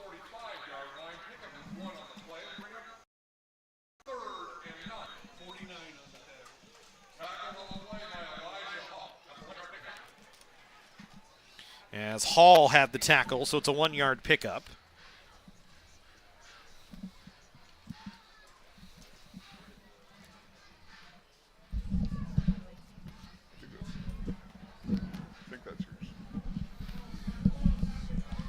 As we go here on 3rd down and 9, but there's a flag before the play, or a whistle before the play. I think Canyons took a timeout. So the Cougars are going to take a timeout here, Jesse. It's 20-7 in favor of College of the Canyons. As the Cougars got a field goal, I believe, at the end of the first half while I was running around trying to find equipment. I did my best to catch him up on that. Definitely another Luis Rodriguez 3-pointer. So give him 91 points now on this, or 93 points now in the season. He's had 2 extra points today. Yeah, he continues to rack them up no matter when they need them. And so like we were talking about, the Cougars just really kind of capitalized there on those last few minutes. And now the Eagles looking to bounce back. We still got a long way to go. This should be a good one. The stadium lights are on here at Cougar Stadium as we start to settle into the twilight hours. Yeah, lights turning on here. It's getting a little dark. It'll get dark quickly here as we get on to the 4 o'clock hour here in Santa Clarita. Kretz on 3rd and 9 from the 45 of Canyons. Takes the snap. He's got 5 wide. He'll throw underneath. Pass caught. And that's going to be enough for a first down. That's a good pitch and catch out time to Aubrey, who's got enough for the first down. Yeah, and so like we talked about, just kind of really starting to get things going here. The Cougars are going to have to finish what they started towards the end of the second quarter and keep that sustained attack. We want to play clean, mistake-free football and get out of here with a bowl game victory for this program. Lots of changes happening here for Mount San Jacinto. Cougars going to run a late sub on as well, since they can, because San Jacinto has to wait and give Canyons the option to sub on. That's something that changed years ago and has trickled down into the community college ranks. Kretz will throw quickly, caught. Aubrey, he's got room to run, still on his feet, and he's knocked down at about the 20-yard line. Coming across to lay a hat on him, but not after he was able to get the first down that time. Was Duron Goodman, I believe. His Flowers was also over there for the tackle.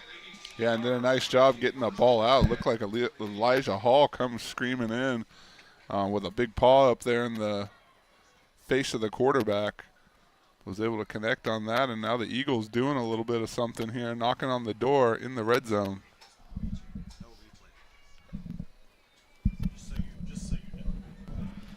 As we'll go here on 1st and 10. Ball at the 18 here for San Jacinto. Kretz will take the snap, looking to his left, throws a fade route towards the end zone, and it's broken up, but they throw a flag on Dylan Flowers.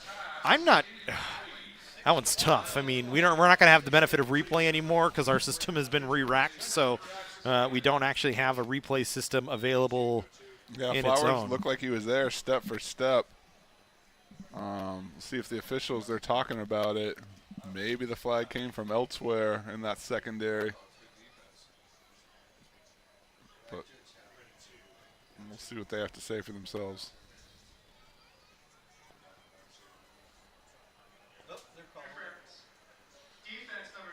And they are going to call a pass interference here. So it'll be a first down for San Jacinto. That's a tough play, as it looked like it was beautiful coverage from Flowers, but maybe just had too much hands on the intended target. So we'll go first and goal here for San Jacinto, down at the 2-yard line. Kretz 11 of 22 today, 139 yards. He and Haugney been dueling today. Haugney 6 of 10 for 149 yards and a couple of touchdowns. I wouldn't be surprised to see Kretz keep it here, a little misdirection, something, try and get in the end zone. Just 5 at the line of scrimmage here for Mount San Jacinto, and there you called it. Jesse Kretz going to get into the end zone as he ran through Alameu at the goal line, and now everybody piled together as a little late pushing and shoving, and the official's going to get in there to shut that down real quick. Yeah, there was definitely some jawing going on. I mean, and, you know, that's an exciting play if you're the Eagles. You come out here, you look like you were down and out, you come back and answer early in this third quarter. Got to feel excited. And if you're the Cougars there, maybe a little bit of frustration, like, hey, this is not the way we planned things to get started here. Like we talked about, a long way to go. Extra point upcoming. So extra point attempt for San Jacinto. Sandoval going to take it. The left-footed kicker has enough to get it up and through. And it'll be a 6-point game, 20-14 with 11:09 to go here in the third, just underway in this third quarter. Jersey Mike's Valencia Bowl here on SoCalCollegeSports.com and the Cougar Sports Network. We thank you for sticking with us again, folks, through our technical issues, but we've got a system that I believe won't shut down. The Black Magic ATM now in here to try and clean us up, kind of like a relief pitcher, Jesse, as we saw in the playoffs. Well, I just like you dropping names on the software and equipment. It sounded big, bad, and important. Tried. But like you said, it's our pleasure to bring these games to you, and we do appreciate that viewership. And we'll get things dialed in here. We got a crack team. Things just happen sometimes, and at least it's week 11. And didn't happen earlier on in the season. But here we go. Should be a fun one down the stretch, and still a lot of great football left to play. And San Jacinto will kick it off. We've seen San Jacinto with 2 kickoffs that have gone low to the ground, and Sandoval again just squibs this one. This time the Cougars will field it at the 10-yard line, and they'll bring it out from there. And there was a whistle before the return even happened. They're calling a touchback. The ball will be placed at the 25-yard line. I think they were saying there was a fair catch called for by Canyons. I think they nailed it inside and called a catch. That was a fair catch. Yeah, I mean, that's probably the only explanation there. Ted Jacinto was hot. Yeah. he was running up the sideline angry. But definitely requested an explanation on that one. And the return was right about to the 25 anyway, so. And that's where Canyons will take over here in their first drive of the second half. You know, and I think, too, it's as the game goes on, we're now in the second half. You just gave up a touchdown. Little things become infinitely more important. Field position, yards, it's a game of inches. You want every piece of real estate you can get. And now we'll see what the offense can do here. Ogden to throw. Hit as he throws. Was looking down the far sideline towards Cameron Bowen, but it's incomplete. And it'll bring up second down. Bowen, one of those guys they keep going to, has found some success earlier in the game. I think let one get away from him as the first half progressed. But again, one of those weapons that they continue to look to, him and Sains. And haven't seen Damari Smith out there today. A couple of the other regulars, Devin Dunn out there getting some play. So Cougars, again, like we say every week, a lot of weapons to look to. It's a matter of who's willing to execute. 3 wide and a tight end in there for Haugney this time. He'll keep on the option as Canyons fake the end around with Ray Hall. And then one of the offensive linemen trying to sell something late. Didn't get it. It looked like it was – might have been T.J. Taylor trying to sell a late push from Shackelford, maybe, or Darius Holmes. Well, never look past a lineman to play the theatrics if they have a chance. As much jawing and battling as goes on in those trenches, if you have the opportunity to sell something, you got to take it. So we go here on 3rd and 6 for Canyons. Haugney.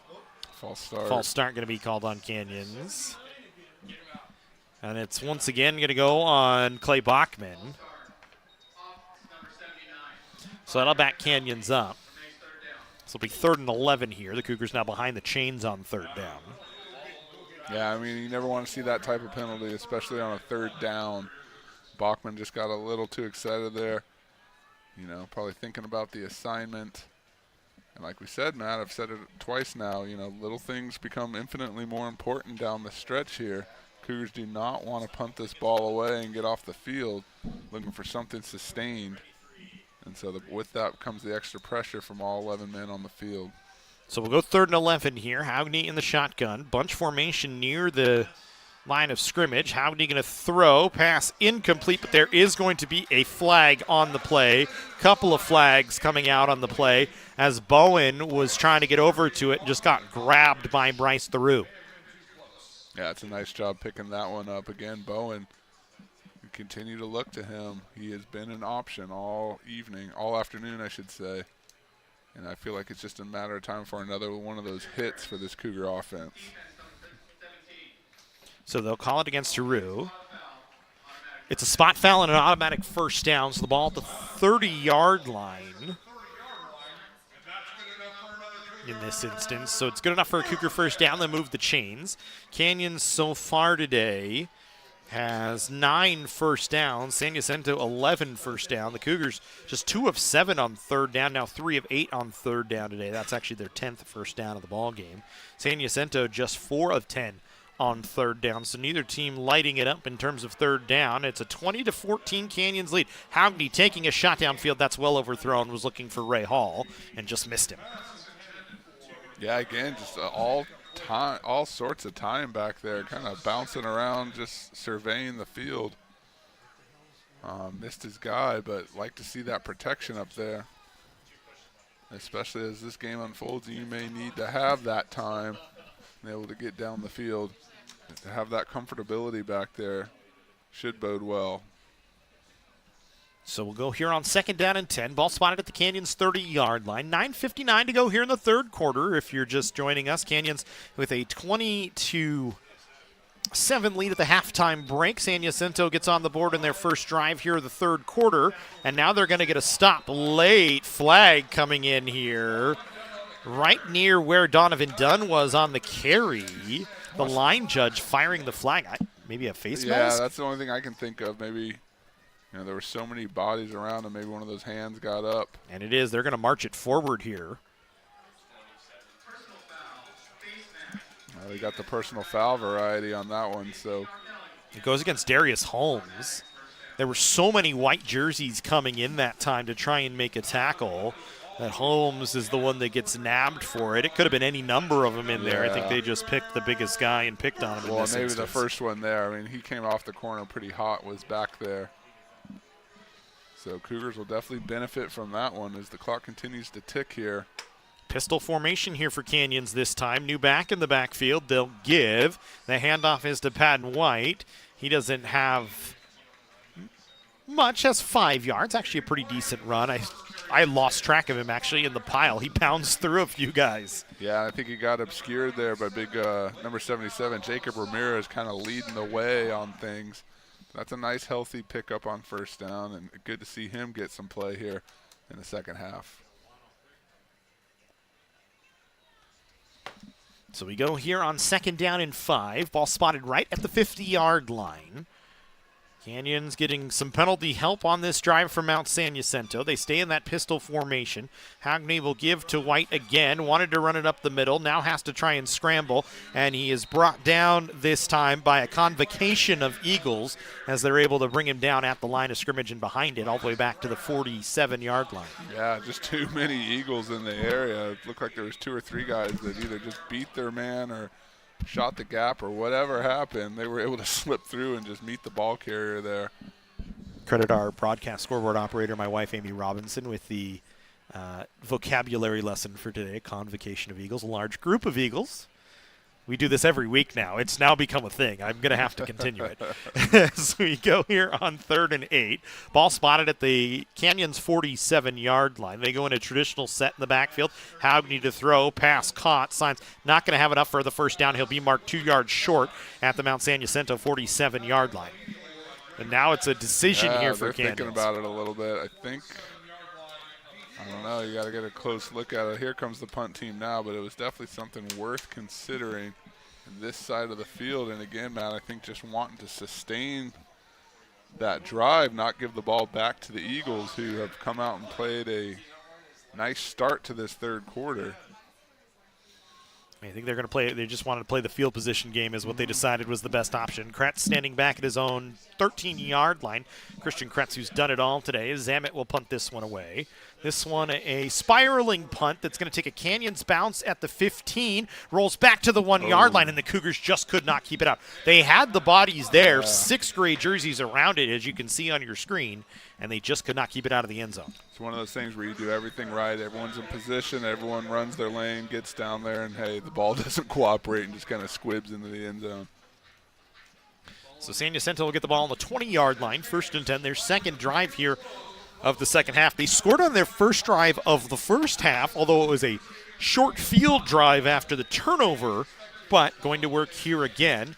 Right now, San Jacinto, 139 yards through the air, but have not had as much luck on the ground, as it's been a tough game in terms of on the ground. They've averaged just 2.4 yards per carry on the ground, 48 yards in total. They throw a screen, and that one's dropped by Vega. Incomplete, it'll be second down.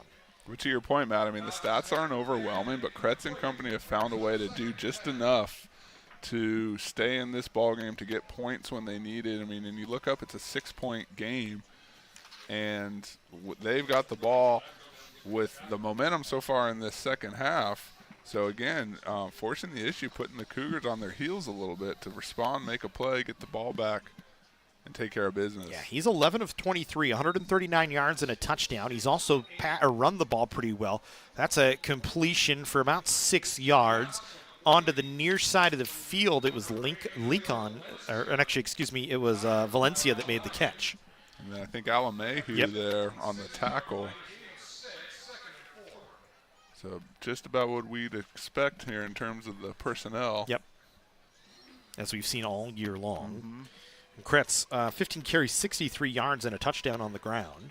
Canyons right now, the tackle leader for College of the Canyons today is Johnny Smith with 5. Alameu and Testa both with 4. It's a 3rd and 4 here for San Jacinto.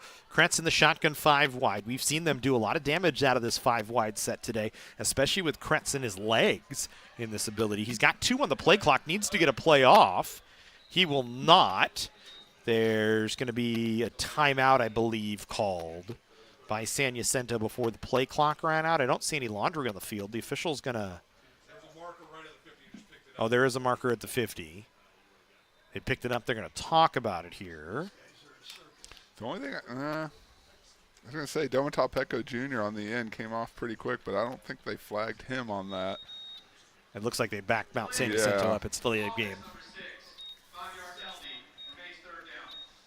As the back judge out here at the 50-yard line is the one that had the flag.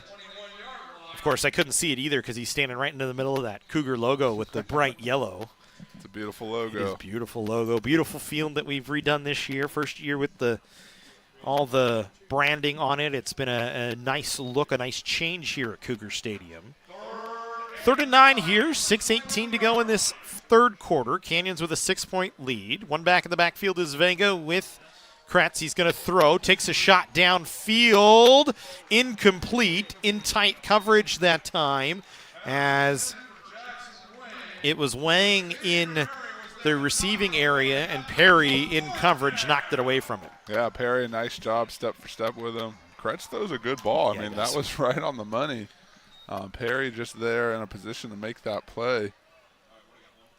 And so College of the Canyons gets off the field here, exactly what they needed.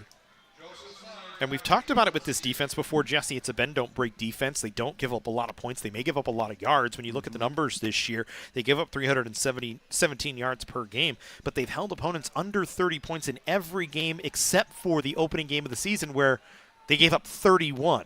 You need to be careful here. Sines knocked that ball down at the 45-yard line and was lucky to pick it up before anybody from Mount San Jacinto could get there. Canyons will take over at their own 47-yard line. Yeah, you're exactly right. That's a little dangerous. And I was just thinking to myself, I'd really like to see Sines have an opportunity to return one.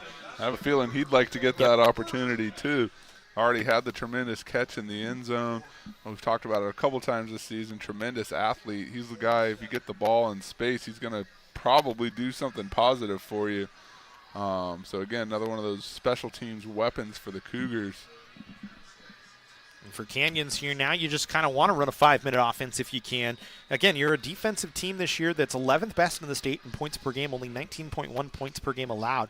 They're holding San Jacinto under that right now and need to try and go down and get some more points on the board as they'll go to work here on offense. Haugney keeps on the option run, runs right up the gut. He's got a few yards, but he lost the football. It's recovered by San Jacinto, but I think the line judge on the near side said he was down. Yeah, I mean, that's pretty clear. He was down. And the ball kind of squirted out there. So we'll see what they have to say. I mean, one side's going to feel one way, and the other's obviously going to feel another, pleading their case. The official's going to collect and talk here. I want to say he was down. Unfortunately, we don't have the replay, but he kind of lunged forward, came to the ground. And it is San Jacinto football.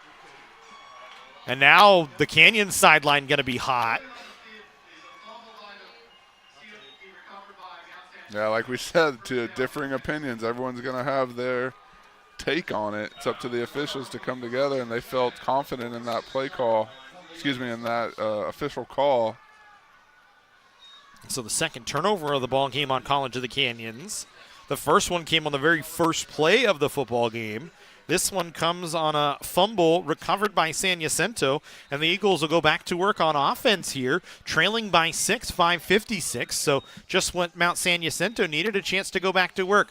This one thrown over the middle by Kretz, caught that time by Aubrey. He's drug all the way back to the 45-yard line and slammed down, and that's going to bring a late flag. I believe Alameu going to be called for unnecessary roughness this time. Yeah, it's going to bring out a flag and ruffle some feathers on that Eagles offensive line because they were not happy with how that transpired. I think Alamehu's just coming up, he locks up with the defender and you shoot up, you thrust up to bring him down.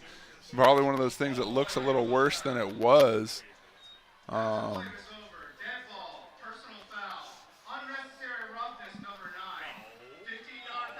I think just by virtue of how that comes, he gets airborne and Alamehu lands on top of him. You got to make that call, but that's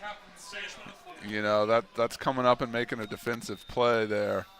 And so Cougars now, that's back-to-back bad breaks that have put this Eagles team, again, right in striking distance, really kind of forcing the issue for this Cougars defense. It's time to step up right here. Just outside the red zone here. 1st and 10 from the 24-yard line. Vega in the backfield to the left of Kretz. 3 wide receivers out to the far side. Kretz will keep himself on an option. He's going to have to run away from everybody. Now he's going to dump it off underneath, incomplete. I mean, that almost worked. Yeah. I mean, he scampered out of there, found a way to reverse field, and if that ball's a little higher, 28's got some space around him. Vega's got nobody near him. So, I mean, Kretz, again, tremendous job out there, finding a way to get things done, to at least have a chance to make a play. And College of the Canyons, we talked about the bend, don't break, and the knack for turnovers. Could use one desperately right now. Began their drive with 5:45 to play, and look where things are now, 30 seconds later. So we'll go here on 2nd and 10. 5 wide again for San Jacinto. Only 5 men at the line of scrimmage. Canyons bring some pressure. Kretz had to get rid of it quickly and got it to Dante Sams, who's got about 4 yards. It'll bring up 3rd and about 6. And so you wonder here what the Eagles do. We've seen them 4 down territory in this part of the field. And we talked about that's kind of probably going to be their tendency down the way. Now, at this point of the game, if you don't get this, do you settle for the 3? Do you have that in your – I don't know if they have that in their arsenal today. That's the other thing. Do they have that in their toolkit, or do you just go, and it's end zone or bust? Either way, Cougars got to buckle down here these next 2 plays. Again, we go 5 wide here for San Jacinto.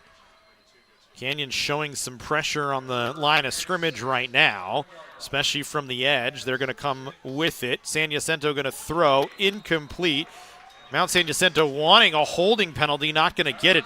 It looked like Omohundro might have had a clutch on Aubrey, but maybe the official's just saying it was hand fighting in that instance, and it's going to bring up 4th down. You know, if I was a betting man, I'd say Kretz could probably kick a field goal if he asked him to. He's been so good today. And so, you know, I just don't know if at this point of the game, you know, this distance could be a little troublesome here if you want to attempt that. Looks like they're going to go for it here, Matt, and why not? So 4th and 6 from the 21-yard line.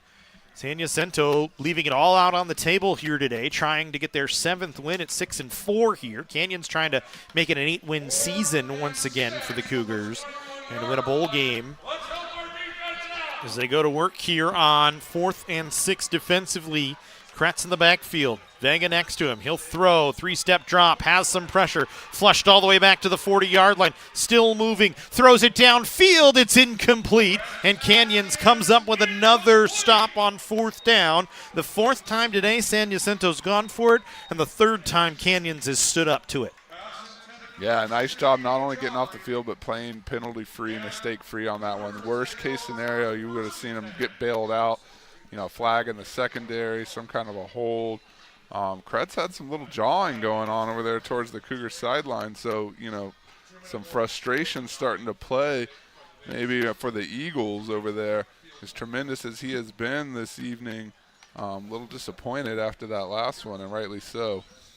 So Canyons will go to work with 4:08 here to go in the 3rd quarter on the offensive side of the ball. 3 wide receivers split out to the near side. Hogney will give to Patton White. He tries the left side, got the edge for the moment, and then is gathered out of bounds by a group of Eagles that time.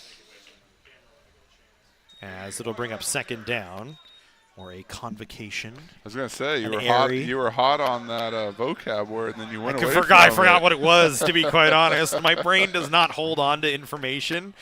It's a soar of Eagles is the other one that I've heard. That's what a bunch of That Eagles one makes more called. sense to me. Convocation, a soar, an airy. There's a lot of them. There's none for Cougars because they're a solitary creature, although they're not playing like a solitary creature here today, leading 20-14. And White again, he'll try and reverse his field, has some room, picked up a couple of blocks, and he's going to have enough for a 1st down out to the 34-yard line. It's a good job by Patton White. He doesn't get a lot of opportunities, just 35 carries, 118 yards, and a touchdown this season. But back-to-back carries for him this time on this drive. Yeah, and the blocking kind of worked out for him there. Jacob Ramirez again kind of sealed that in, got just enough of his guy, so when he reversed field, he was able to make that cut up the field and pick up the 1st down. So 3:06 to go here in the 3rd quarter. Canyons with another 1st down. It's 1st and 10 from the 34-yard line.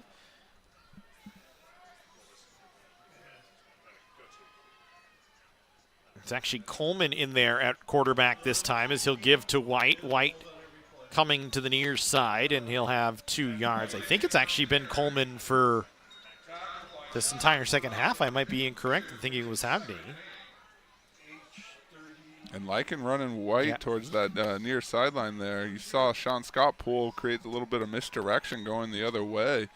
And White just kind of backfilled and went his direction, so Cougars pulling out some stops here in the run game. Want to continue to run this clock, control the tempo of the game more than anything. Clock not so much of an issue yet, but I think just prolonging things and setting the pace is what they're looking for. Coleman going to keep it this time on an option run right up the middle. He's hit by 3 or 4 Eagles.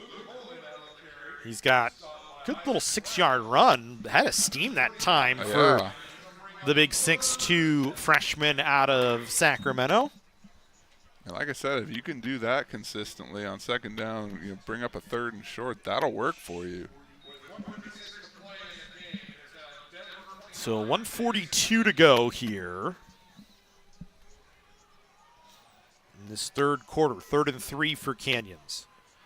Coleman takes the snap at the bell. Free play here. He'll take a shot downfield looking for Hills down the far sidelines. It's incomplete. Good tight coverage that time from San Jacinto on the far side of the field. It was Teru in coverage that time. Felt like Hiltz was almost going to get that on the lower level. He got a hand on it. Already seen one highlight play today. So a offside penalty on Fowler will bring up a first down. Fowler, a guy that's heavy in the San Jacinto defense, the defensive lineman out of Hemet, California this year. 42 total tackles and 11 for a loss coming into today. I think we've called his name a couple of times already. Had a tackle for a loss early on in the ball game, but gets nabbed for the penalty that time. So Canyons with a first down, 1st and 10 from the 46-yard line of their own side of the field. Pistol formation here for College of the Canyons this time. White in the backfield behind Coleman. He'll take the snap, runs towards the left side, gets by one tackle, still on his feet across midfield, pounds through the 45 to the 40-yard line. That's a good run from Patton White that time. A real nice run. Nice little burst, a misdirection, reverses course, goes the other way. Most importantly, Matt moves the chains. We try and play out the rest of this third quarter, maintain possession and control here. White, a guy we'll see next year, we hope, kind of auditioning maybe for a spot next year, along with Colbin and Hougney, kind of both of them. Brady Welch expected back, Logan Scarlett. So Canyons could have all four of these quarterbacks back next year, could have Patton White back as well, and it'd be interesting to see going into next season what they have at their disposals. Everybody getting an opportunity to put some tape down. Here's Donovan Dunn back into the game as White needed to sub out. He tried to leap the defender and leaps forward for 6 yards. Got tripped up just at the last second by Shackelford. Yeah, you like that tough-nosed attitude there. Willing to take the leap, take a little bit of punishment if need be. Donovan Dunn, of course, brother Caden Dunn on the sidelines now. The Dunn boys have been long running here at College of the Canyons, and all three have been very good backs. We'll take to the end of the third quarter. Canyons will take a 20-14 lead in the fourth quarter here against Mount San Jacinto.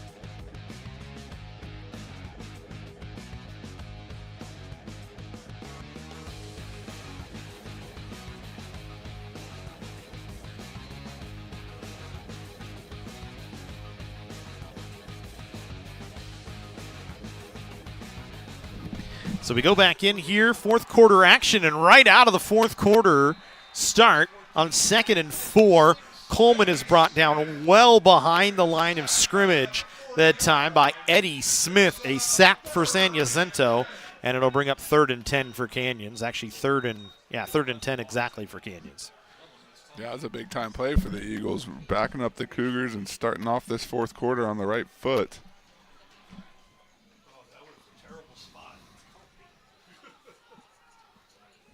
So good start for San Jacinto. The good news for Canyons, the clock's still in motion. Is at this point with a 6-point lead, you want to get points on the board, but you want to run off as much of the clock as you can at the same time. So take away options from San Jacinto. Coleman to throw here on 3rd and 10. Has plenty of time. Throws over the middle. Pass caught by Cameron Bowen down to the 15-yard line. And Canyons in the red zone and in business here with a first down. And that's what I was talking about. Bowen, one of those guys, you just keep coming to him. He's going to reward you with a big-time play. Tremendous protection up front again. I mean, when our quarterbacks have had the time to sit back there and look around, good things have happened. And none more important here than in the fourth quarter. College of the Canyons now in striking distance. But again, taking their time. There's not that sense of urgency to rush up there. You want to make sure everyone's dialed in on the same page and you get the play call that you want as each and every one of these snaps becomes infinitely more important. Cougars 91% in the red zone this year, 30 of 33 coming in. They've cashed in twice in the red zone here today. Or actually, no, I'm sorry, just once in the red zone. I don't think they were in the red zone on the first Luis Rodriguez field goal. It's really their first trip to the red zone today. And right off the break, or right out of it, they get called for a delay of game penalty, so they'll back themselves up, and they'll back themselves up right back out of the red zone. When we said no sense of urgency, not having to rush up there, that's one of those times when maybe you wish you had a little bit. And I think actually they're going to avoid the delay of game by calling a timeout. So it'll be 1st and 10. 13-13 to go here as we go into the fourth quarter. It's been an interesting one. San Jacinto got the ball after the first play of the game after a Canyons turnover on the kickoff, the opening kickoff of the ball game, and then proceeded to march down for a 7-play, 29-yard drive, taking 3 minutes and 22 seconds off the clock to get a touchdown on an 11-yard pass from Kretz to Dante Sams. And then Canyons came back and rattled off the next 20 points unanswered. A 41-yarder from Luis Rodriguez, and then a 45-yard touchdown pass from Haugney to Dunn on a wheel route from Dunn, and then a highlight catch from JT Signs on a 30-yard pass from Haugney to make it 17-7. Rodriguez capped off the first half with a 34-yard field goal. And then San Jacinto right into the third quarter, a 3-yard touchdown run from Christian Kretz on a 7-play, 65-yard drive. The Cougars' 2 touchdown drives were not long drives, 5 plays and 1 play. This one a little bit longer so far. They'll keep here this time. Coleman runs his man over as he lowered his shoulders like a running back, and he's got about half the chains or more, call it 6 yards. He'll be down to the 10-yard line. I mean, anytime you can finish a run by delivering that blow, especially when it comes from your quarterback, is always exciting for the sideline, your teammates out there, and just, making the defense think about it a little bit every time they're going to come up and try and make that tackle. Coleman, a guy this year, 11 carries, negative 17 yards, but 3 touchdowns. All of those, he's really been their goal line quarterback this year. Every time they get in that big back formation, he's the guy standing there because he's long, lanky, and willing for contact, as you see it right there. He goes on 2nd down and 4 from the 10-yard line. Dunn in the backfield next to him. Coleman to throw. Underneath, pass caught. Signs diving for the end zone. Did he get in? Yes, he did. JT Signs is second of the game. And Canyons retakes a big lead at 12 points, 26-14. Just a nice job capitalizing on that red zone opportunity, making sure you finish the drive with points. And Sainz having a big night tonight. And Coleman, too. We talked about he's been a goal line guy. He's gotten some play here. I really think one of those guys that has worked and earned those snaps down the stretch of this season. And now this is why you see him in a position out there. And not only see him on the field, but see him having success. So that's a nice job by him leading this Cougars drive. So Coleman gets the touchdown pass. A rare miss from Luis Rodriguez, blocked by Mount San Jacinto. So it'll stay at a 12-point lead with 12:16 to go. That's just the 4th time this season Rodriguez has not converted on an extra point attempt. It's been very rare that we've seen him not get one through. But this time blocked. Good work by San Jacinto. Canyons caps off a good little drive with a 10-yard touchdown pass from Coleman to Signs. Signs with just his 4th receiving touchdown of the season. Hasn't a lot of pay dirt this year, but 2 today, including a highlight reel catch. And that one right there. And Rodriguez took a little contact on that one. Kind of got spun around a little bit. Glad to see. I don't think he ever even broke pace. Just trotted back out there and got ready for the kickoff. So good to see that he's okay. But, you worry about those missed points and see how that could come into way down the stretch. We've seen the Cougars get burned a couple times this season by missed opportunities in the special teams. So most notably the El Camino game where they lost 27-26. This one kicked away by Rodriguez. It's going to be taken by San Jacinto and brought up to the 20-yard line. It was Lacan that brought it up, and he got popped and knocked down. It looked like maybe Kyle Wynn was over there. Actually, well, and there's going to be a flag back here. I saw 56 on the Eagles get wrapped up with 35 on the Cougars. Jackson Anderson for College of the Canyons and Eddie Smith for San Jacinto, and that flag right about the 40-yard line. And they're gonna wipe away the foul and say no foul. Maybe just chalk it up to 2 guys tied up, and we'll move on. So 12:10 to go. 1st and 10 for San Jacinto. trailing 26-14, trying to counter the 10-play 79-yard Canyons drive that took 6 minutes and 52 seconds off the clock. That came after a missed fourth down conversion opportunity for San Jacinto. There's Kretz just rolls off his tackle. He was wrapped up in the backfield by Maafu, and he just shoved him down and kept going. Yeah, Maafu met him right at the point and did his best to get something out of it. But College of the Canyons, again, really going to have to buckle down here and make sure everyone's on the same page. You do not want to let this Eagles offense sneak back into this game. And if someone's going to do it, it's probably going to be Christian Kretz. 2nd down and 11 here for San Jacinto. Canyons showing 4 on the line of scrimmage here defensively. 4 in the middle of the field in linebacker positions. It'll be thrown right between him and his own defense and enough for a first down. It's a good throw to Aubrey. Aubrey's been active here today for San Jacinto. You look, Aubrey, 7 receptions, now over 90 yards in the ball game. He's been their leading receiver. Wang with 1 catch for 43 yards. Vega with 3 receptions for 20 yards. And Sams with 3 receptions for just 13 yards. Yeah, and that last one to Aubrey, Kretz just found a nice little window. I mean, because there was 3 defenders in the area, and it looked like he just kind of went through the triangle there on him. Was able to come away with the completion. Canyons stays in that 4-3 defensive set. They bring some pressure, trying to flush Kretz. He dumps it off. Vega got popped as he tried to go up for the catch, as coming across that time was Jet McCullough, who we've seen playing in the defensive backfield a little bit today. McCullough, usually a receiver, but he's been tasked with playing some corner here today and does a nice job that time. Yeah, McCullough was one of those guys we heard would probably be featured on the defensive side of the ball today. And nice job being in the right place at the right time on that one. Sophomore out of St. Francis High School from La Cañada, just down the 210 freeway from where we are right now. As we go 2nd down and 10 for Mount San Jacinto.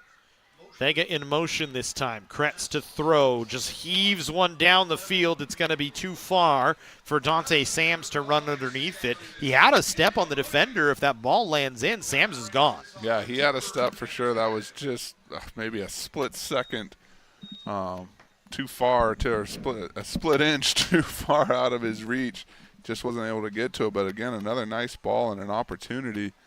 So it brings up 3rd down here. College of the Canyons cannot afford to get beat deep here at this point of the game. Conversely, that's what the Eagles are going to be looking for. 3rd and 10 here. 4 wide for San Jacinto this time. Vega stays in the backfield. Canyons showing pressure. They'll back everybody off into coverage. Kretz going to be chased out of the pocket. He's going to try for it with his legs. Coming up, and he just dodges Omohundro, and he's got enough for a Mount San Jacinto first down out to the 45-yard line. Boy, Omohundro had a head of steam, and somehow Kretz jumped by him and has enough for the first down. Yeah, chalk that up to field vision, because Kretz looked like had his head down, took off with that burst, and you saw Omohundro coming in with his angle of pursuit. Looked like that was going to be a collision of some magnitude, and like you said, just kind of slipped him. I think everybody was waiting for the explosion, and it never came. I think the guy that took the worst of it was the line judge on the far side of the field. He got run into. Sometimes that's how it happens, but first down for the Eagles. Another 3rd down conversion for San Jacinto, their 5th of the ball game. So they go to work with 9:52 on the play clock here in the 4th quarter, trailing 26-14. That one down in that's incomplete. Aubrey picked it up off the turf. You love how they just go about it, make it look like nothing happened. Yeah. No, that didn't hit the turf. I'm going, but and then he and Jake Pecor had a little fun afterwards, kind of bumped into one another. It's one of those things you can't fault the effort. So we'll go 2nd down and 10. Clock stopped at 9:46. San Jacinto, credit San Jacinto not having Logan Gonzalez, their starting quarterback for the entirety of the season. He played all 10 regular season games, threw for over 3,000 yards, and they've come in here with Christian Kretz, who's just showing out, really playing a position he hasn't played all year long. So they go to work here. Kretz kind of fake. Now he's going to run with it himself. Not afraid of contact. He gets knocked down after a 4-yard pickup out to the San Jacinto 49-yard line, and that'll bring up 3rd down and 6. You know, what a luxury for the Eagles coaching staff to have someone like that you can just turn to in Week 11 and feel confident giving him the keys to the castle, so to speak. I mean, he's been out there the whole game. He's run, he's thrown, he's punted. He's kick returned or punt returned a couple of times. Wouldn't be surprised if you seen him in a wildcat line up and do that. I mean, again, the Eagles benefiting from that athleticism out there. They go 5 wide here on 3rd down and 6.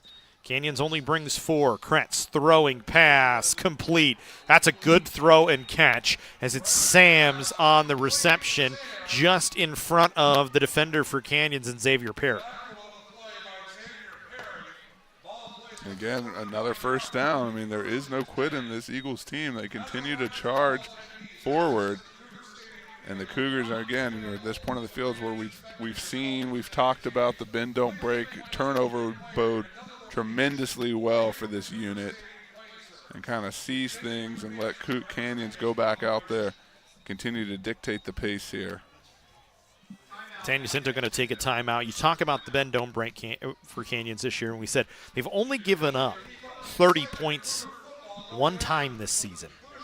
And that was against Citrus, and they gave up 31, lost 31-20 in the opening game of the season against a very game Citrus team, who Citrus after that kind of had some trouble. They actually lost to San Jacinto, San Jacinto held them to just 16 points in week 2, beat them 21-16.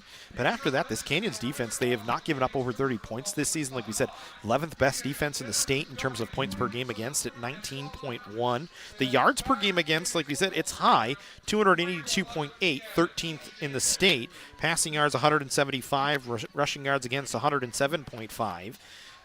But just able to hold offenses down and keep the points off the board, and that's such a luxury for Ted Isenda and company to have, knowing, hey, we're going to get a good defensive performance. We just got to go out and score enough to win the game. Well, I think another thing to remember, College of the Canyons playing ranked opponents 7 out of 10 weeks in the regular season. So, I mean, there are no off weeks here in the SCFA.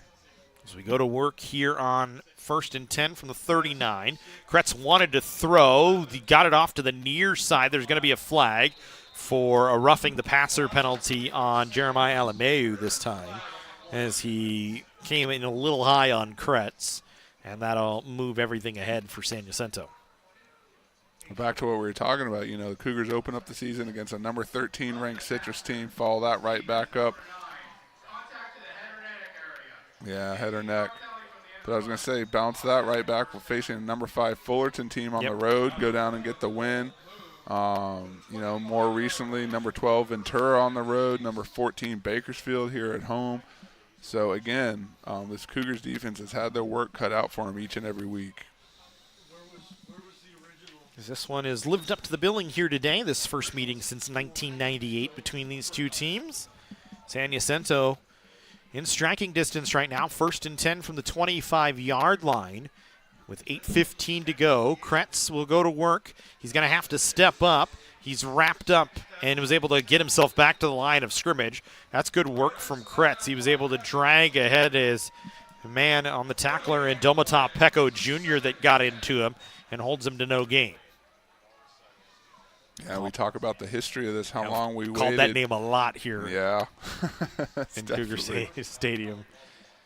Domata Pecco Jr., of course, the son of Domata Pecco, played here for College of the Canyons, went on to the NFL, played for the Cincinnati Bengals, among other teams. This is one thrown in the end zone, incomplete. Now, I believe with Dallas right now? Assistant coach with the Dallas Cowboys staff. Pro career with Cincinnati. Also enjoyed stints with Denver, Baltimore, and Arizona. Was an All-American here for the Cougars before progressing on to Michigan State. So, Domata, if you're watching, hello. And we are very proud of the legacy you've created here. Matt, another little fun fact. We talk about 1998, the McDonald's Bowl meeting, the last time these two teams met. I was a senior in high school that year and actually attended that game. Chuck Lyon gave bowl game tickets to all the local high schools, and I was fortunate enough to be on one of those and was here in that stadium. So, well, I'm going to make you feel old. I was in junior high, so. A little bit of a Cougar Stadium flashback here for the commentary booth. So it'll be 4th down and 5 here. San Jacinto has gone for it 4 times on 4th down in this similar range from the 30 and in. We don't think they have the kicking game at their disposal here today, so they're going to go for it and try and get points on the board if they can, try and continue this drive. 15 on the play clock here, 5 wide for Kretz, 2 out to the far side, 3 bunched in the near side. He'll take the snap, chest high, looking, pass, caught. Enough for a 1st down. Will they have it? Yes, they will, as the ball is out right afterwards, and it's picked up by Canyons. That was Pecco Jr. Yeah, it with was. The strip. And it was caught initially by Wang on the slant route, and he looked like he was making his way upfield, and Pecco Jr. there to meet him with the old CPR, club punch rip, do whatever you got to do to get that ball on the ground, and that is the play of this 4th quarter so far. So right on cue, just after we talked about him, Domata Pecco Jr. with the fumble. The strip, we should say, the recovery down low by Canyons. It kind of just popped right into one of the Cougars' laps. And Canyons will take over 1st and 10 from their own 15-yard line. You love to see that. Come up and step up and make a big play. Lift your team up, seemingly when they need it most. Now College of the Canyons going to have to run the clock out here, maintain possession, and again, mistake-free football down the stretch because these Eagles are not going to quit here. Coleman will fake the handoff and throw to the outside. Pass caught by Signs in space. He's brought out of bounds that time by Ryan Hudson. Clock will continue to be in motion, though, as he picks up 2 yards. It's essentially a run for Signs on a reception that time. As Coleman today, after coming in 4 of 8 so far, or 4 of 7, excuse me, so far in the ball game. Hasn't thrown the ball much, has run a few more times, 3 carries for 5 yards. Hasn't had many opportunities. Canyons hasn't really needed to have the opportunities with the ball. The defense coming up big a few times. As they'll go to work here, 2nd down and 7. Ball spotted at their own 18-yard line. San Jacinto showing some pressure. Coleman will keep himself on the option run. Spins off a tackle, still on his feet. Bouncing through bodies across the 30-yard line out to the 32. Hey, that'll work. Keep the feet moving and just pin ball off of guys. And we'll stop the clock here as Brian Lighton is down on the field in the offensive backfield area down there at the 20-yard line. Donray Hall goes over to check on him and make sure he's all right. But Coleman enough for a 1st down. That's a nice run from Coleman. You should take a look at him catching his breath right there on your screen. Canyons trying to run that 6-minute offense. We saw similar against Bakersfield in their win on a last-second field goal. I couldn't get the words out of my mouth, Jesse. Last-second field goal by Luis Rodriguez. Oh, we're having a good time today. Aren't we always, though? Yes, we are. I hope the viewers at home are enjoying it as much as we are calling it. This has been another great season for the Cougars. Anytime you're going to get the opportunity to play in a bowl game, it's a positive thing. And I think a lot to look forward to with this squad. I would not be surprised to see more than a dozen, close to 20 guys move on to the next level. Probably some in the next couple of weeks with the early signing deadline coming up, the early commit window. And, coming up here right pretty much next 2 weeks, 3 weeks, right? December graduates coming up. College of the Canyons is, proud to see our players move on and matriculate and go to the next level. Get them in, get them out. This is a place for them to showcase their talents athletically and academically and go on and make a name for themselves, as so many have done here, Matt, for the Cougars, not just in recent years, but since the program was reestablished in 1998. Under then head coach Chuck Lyon. Last run for Coleman, a 15-yard carry. Canyons going into their 6-minute offense here, their 5-minute offense, or whatever you want to call it, their long offense, we'll say, as they run the play clock all the way down to 6 seconds right now. Coleman in a pistol set with White behind him. Takes the low snap, hands to White. He tries the edge on the near side, and he's out to about the 35. We'll call it 36 is where they'll give him the spot. And they will wind the clock, go back to work. as the clock continues to run here until the 2-minute mark. Going out of bounds keeps the clock in motion. Now it's going to stop before inside 5 minutes. Check play. Jersey Mike straight across from you. Yep. Above the second section stands on the left there.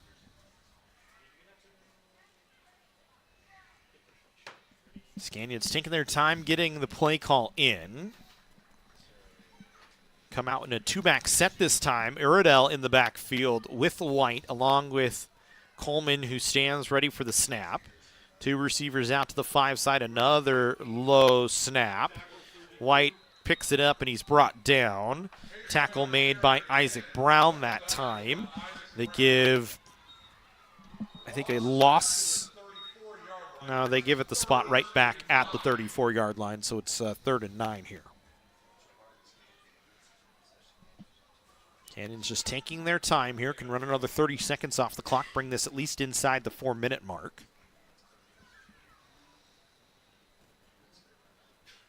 Here you see Dan Corbett's head get in the way of the camera there for a moment.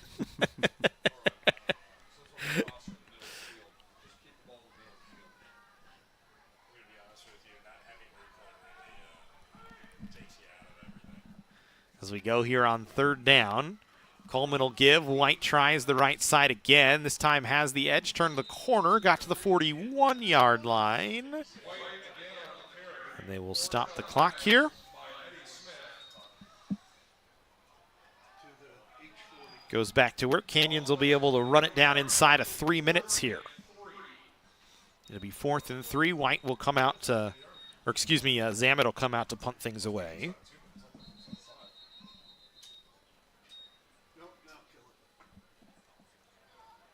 And I think San Jacinto going to take a timeout. So Mount San Jacinto uses their 2nd timeout. Eagles with 1 time's out remaining. Canyons the same, and the 2-minute timeout. 3:20 to go in the ball game. So a 12-point game, still a very, very close ball game here, all things considered. And it's been a fun one here, our first ever Jersey Mike's Valencia Bowl. And I think I know why I had, since 2017 was the last time we played a bowl game. Last time we played in a bowl game here at home. That's right. Staple. And that's, I think, what I was writing down and did not read it correctly. Because, you know, why read your notes when you're talking? Just talk, and hopefully you're right. 2017 hosted Mount Sac in the Western State Conference Bowl. And like you talked about earlier, led to three straight seasons in the state playoffs. Of course, no season in 2020 due to the COVID-19 pandemic. But College of the Canyons, again, one of those programs that's always going to be in the hunt for postseason play, and a program that comes in with the goal not just to win a conference title, but to compete for a state championship. Nothing to sneeze at, trying for an 8-win season once again this year. As Zamet will punt. Surprised they didn't call leaping again on that one. This one, fair catch, caught at the 21-yard line for San Jacinto. San Jacinto has run that a few times, and they got called for it early. They haven't called it since. We'll go to work here on the offensive side with 3:13 to play in a 12-point ball game. Well, Matt, you talk about an 8-win season. Let's also remember 2 of those losses came by a combined 5 points. Yeah. You know, so College of the Canyons knocking on the door all season long. And, you know, the old cliche, it's a game of inches. I mean, nothing more true than for this Canyons team. You talk about you lose 1 point on homecoming to El Camino. That's a blocked PAT and a missed field goal. You know, had their chances at Ventura last week and just wasn't in the cards. But, again, a team that was competitive throughout and always bounced back after a defeat. Trying to do the same here. Kretz to throw, looking downfield, pass incomplete, in and out of the hands of Jackson Wang. He was open. He was just behind him, a little underthrown that time from Kretz, but I'm not going to give Kretz a hard time about anything. That young man has played a heck of a game today. Goes in playing as a receiver, comes in as quarterback. 18 for 39, 198 yards, and a touchdown through the air. 79 yards on 19 carries on the ground, and a touchdown on the ground. I would imagine he's probably going to earn player of the game honors for San Jacinto, considering he's got 3 punts to his record as well today. He's punted the ball 4 times, for 114 yards. And along the 40-80s, he goes 5 wide here on 2nd and 10. Throws, pass, caught. And that's a good catch from Mitch Aubrey, who's had a nice game today as well. Aubrey, that's his 8th reception, up over 100 yards on the ball game. Yeah, kind of snuck up on us there, but he's been a factor throughout this one. The Kretz-Aubrey connection has worked well for the Eagles. Yeah, Aubrey, a couple of first down catches on 3rd and 4th and long plays.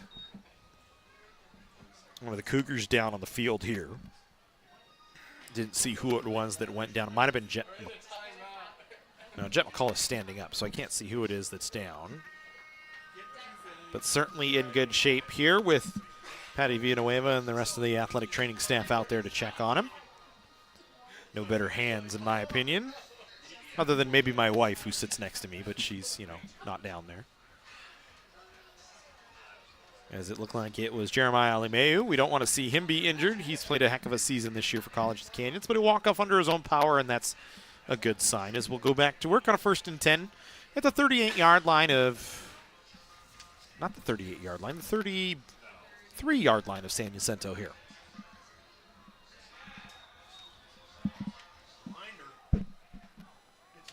Clock in motion here. Ball at the 33-yard line, 1st and 10.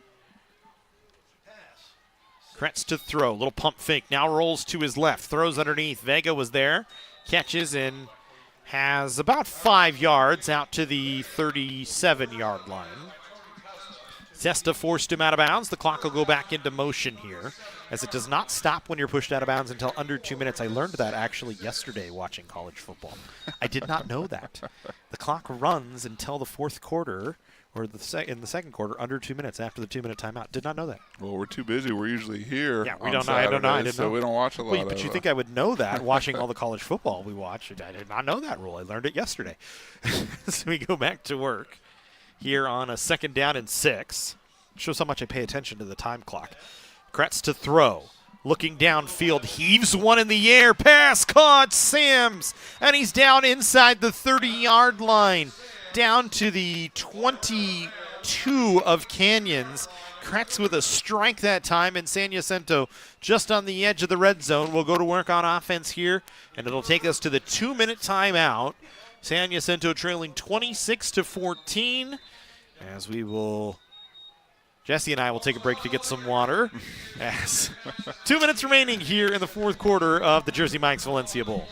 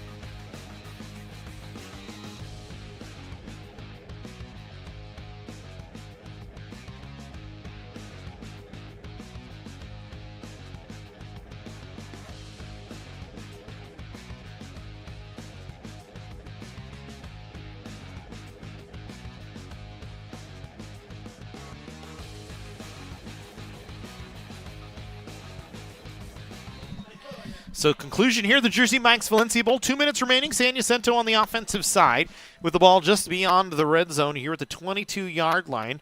Knocking on the door here, trying to get it back to a one-score game. They throw to Vega, and he's wrapped up and brought down as Jet McCullough had enough of a foot to bring him down.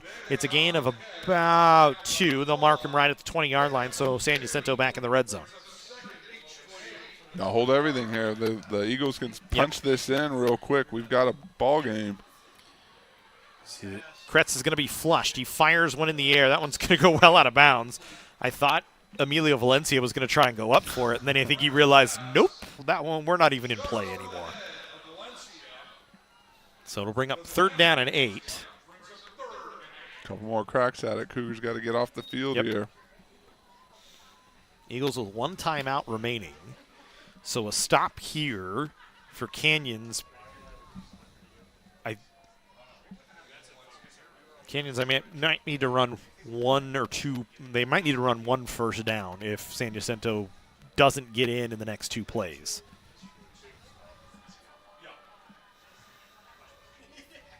Kretzel send Sam's in motion. There's movement on the offensive line that time. And it's going to be Stone Wyatt.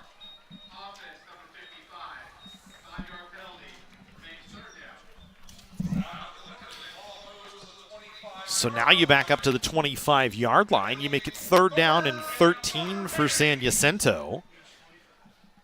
Jesse's excited, standing up here in the booth. Big play in the ball game. Big couple of plays in the ball game here. And a 12-point Canyons lead, 26-14. Kretz 22 of 44 for 256 and a touchdown today. He needs a big throw and catch right here on 3rd and 13. He's going to be flush from the pocket, looking, throws down the field towards the end zone, incomplete. Sams is the intended target. Good coverage in the defensive backfield that time from Canyons, and it'll bring us to 4th down here for San Jacinto. And this has just kind of been the day for San Jacinto. They've had to go for it on 4th down inside the red zone, just really haven't had opportunities in the kicking game Yeah, today. fully expected to, to go for it on 4th. Shocked that they didn't try. I mean, all their shots have been to the end zone, that same area. I don't know if they're trying to pick on someone or go to an area there, but I feel like you could have picked up a 1st down and tried to fight again. We'll see. Now I feel like you got to go for a long strike here. They've got 10. There was a lot of confusion on where they wanted everybody. They need to get going here.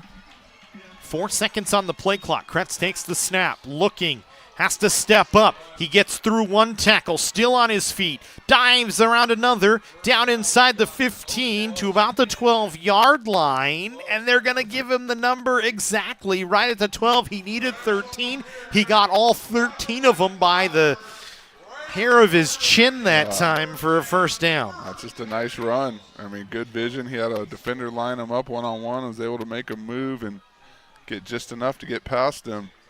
He wants this one, that's for sure. Run the clock down to 1:10. Kretz looking to throw. Pass complete down to the 5-yard line.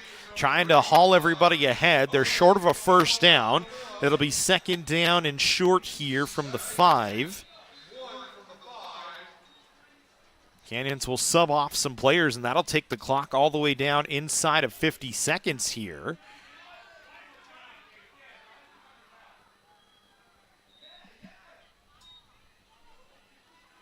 And now I think they're going to stop the clock, reset the clock, move the clock. I don't know what is going on right now. Please set the play clock to 40 seconds.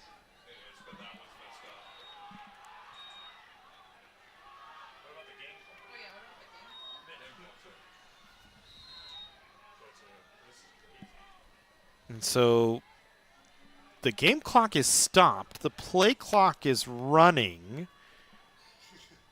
I don't know what is happening right now.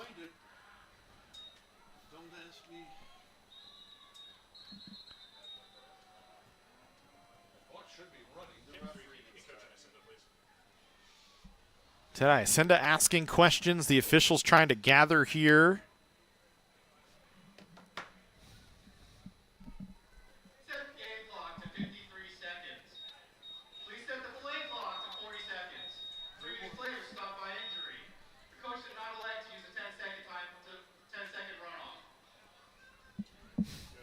Okay. So the ball will start on the snap. Jacinto is frustrated. I'm confused. They say the play was clock was stopped due to an injury, and they did not elect for a 10-second runoff. So we're stopped at 53. Kretz to throw, flush from the pocket, dumps it off. There is a receiver in the area, so it's incomplete. It'll bring up 3rd down and 2.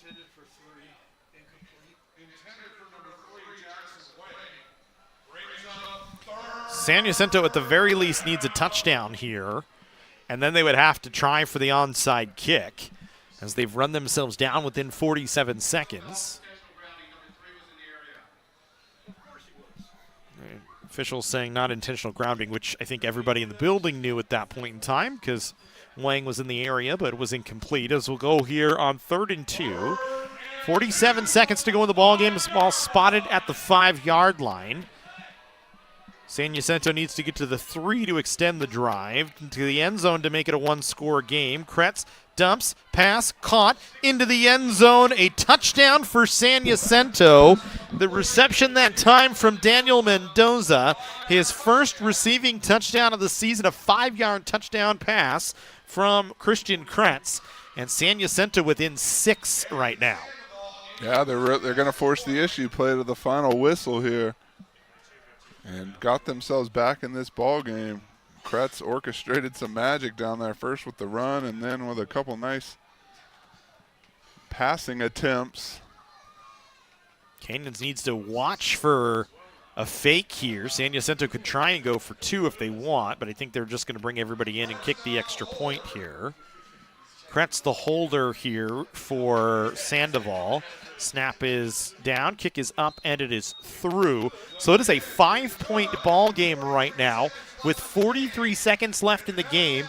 San Jacinto will have to attempt an onside kick, although I would just attempt the same squib kick they did earlier that caused Canyons all sorts of trouble. See if they can get a recovery here. Yeah, I think some sideline conversations. Make sure everyone's on the same page here. Make sure you got your hands team out there. You know, that you know what to do. Do not want to let this one get away and give the Eagles an extra opportunity. Boy, Christian Kretz, I can't say enough about the young man today. 24-48, 268 yards, 2 touchdowns. He's had some help from his friends. Aubrey with 105 reception yards on 8 catches. Sam 71 yards on 6 receptions. Wang just 2 catches for 48 yards today. You get a big one from Daniel Mendoza, his first reception of the ballgame for a touchdown. And San Jacinto back within 5. Hands team out there for Canyons. San Jacinto showing an onside kick formation. We'll see what Sandoval elects to do here.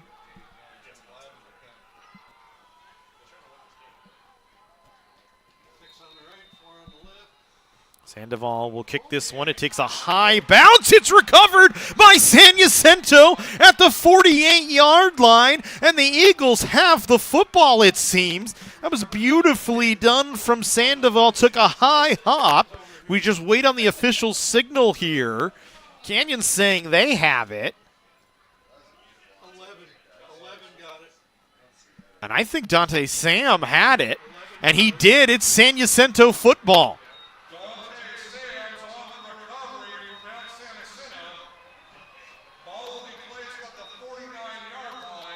Well, you talk about a... There is a flag, though. There is a flag at the 35-yard line, and I want to say... Yep. Okay. It is an offside on Dante Sam.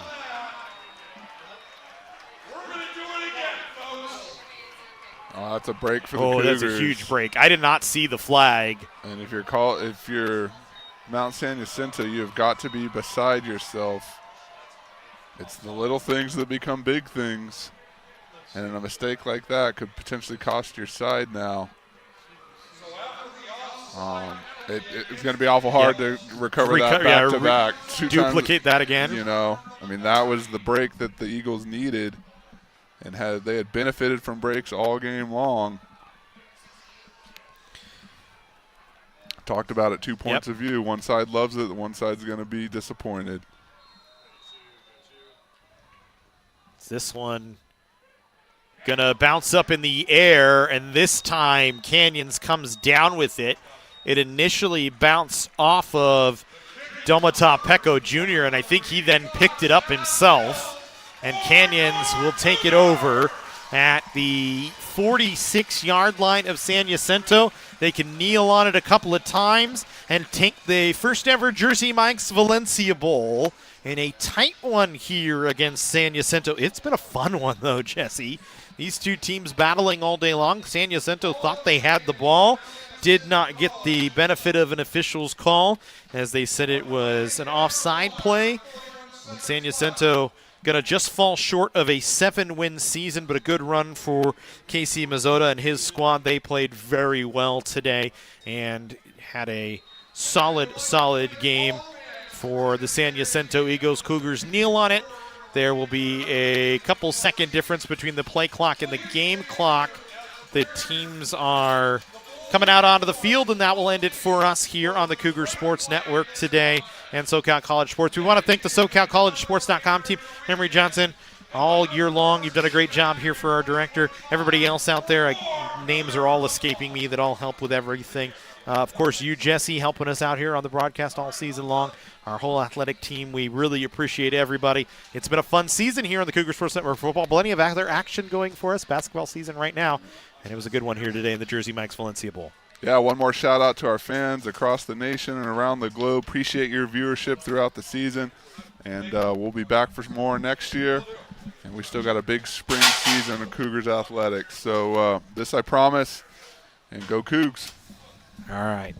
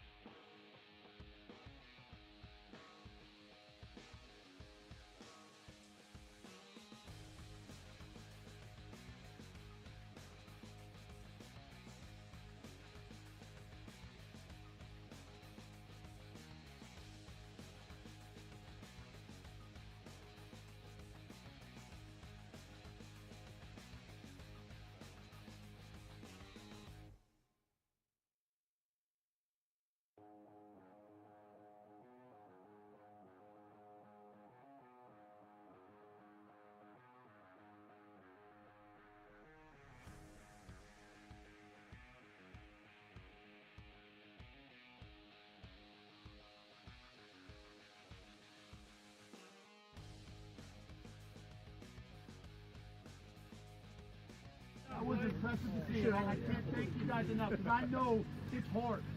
This game is hard. It's hard to sit behind people. When you believe in your heart, you should be playing. But I thank you very much for your effort and the way you've handled your business and the moment your opportunity came and you took it and you seized it. And that's what this game is all about. That was beautiful. No doubt about it. Yeah!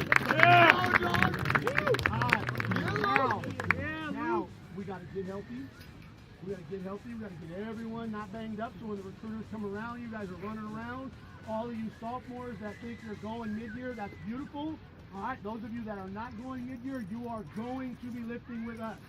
It's not optional, because here's what's going to happen. You're going to say, I'm going to lift at LA Fitness, and you're going to show up in April when the coaches come by, you're going to be 165 pounds. You will absolutely be working out with us all spring, all right, all winter. We're going to have a team meeting this week off. Enjoy your holidays. No doubt. Have a happy Thanksgiving. All right, we're thankful for so much. Have a happy Thanksgiving. And then the following Monday, the week of finals, we will have a team meeting at 1 o'clock. And we're going to go over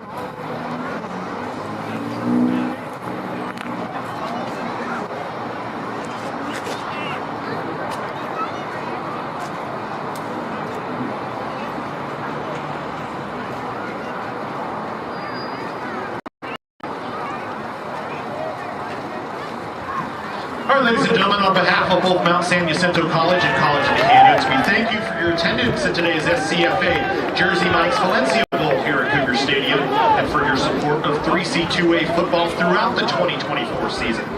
We'd also like to extend a special congratulations to all players, coaches, and support staff from both programs on their work to achieve a successful 2024 campaign and the opportunity to play in a postseason game. And lastly, a very special thank you to Jersey Mike's Valencia for their partnership and generous support in hosting the inaugural Valencia Bowl. Now we have some awards to present for today's competitors. First, for the Mount San Jacinto Eagles, the Player of the Game honors presented to Christian Kretz.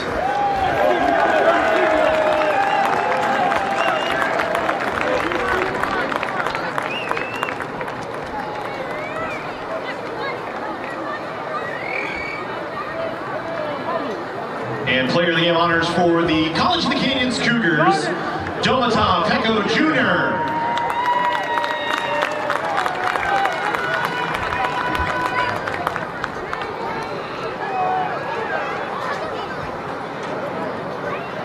And now presenting the 2024 SCFA Jersey Mike's Valencia Bowl champions. Congratulations to head coach Ted Jacinto and the College of the Canyons Cougars.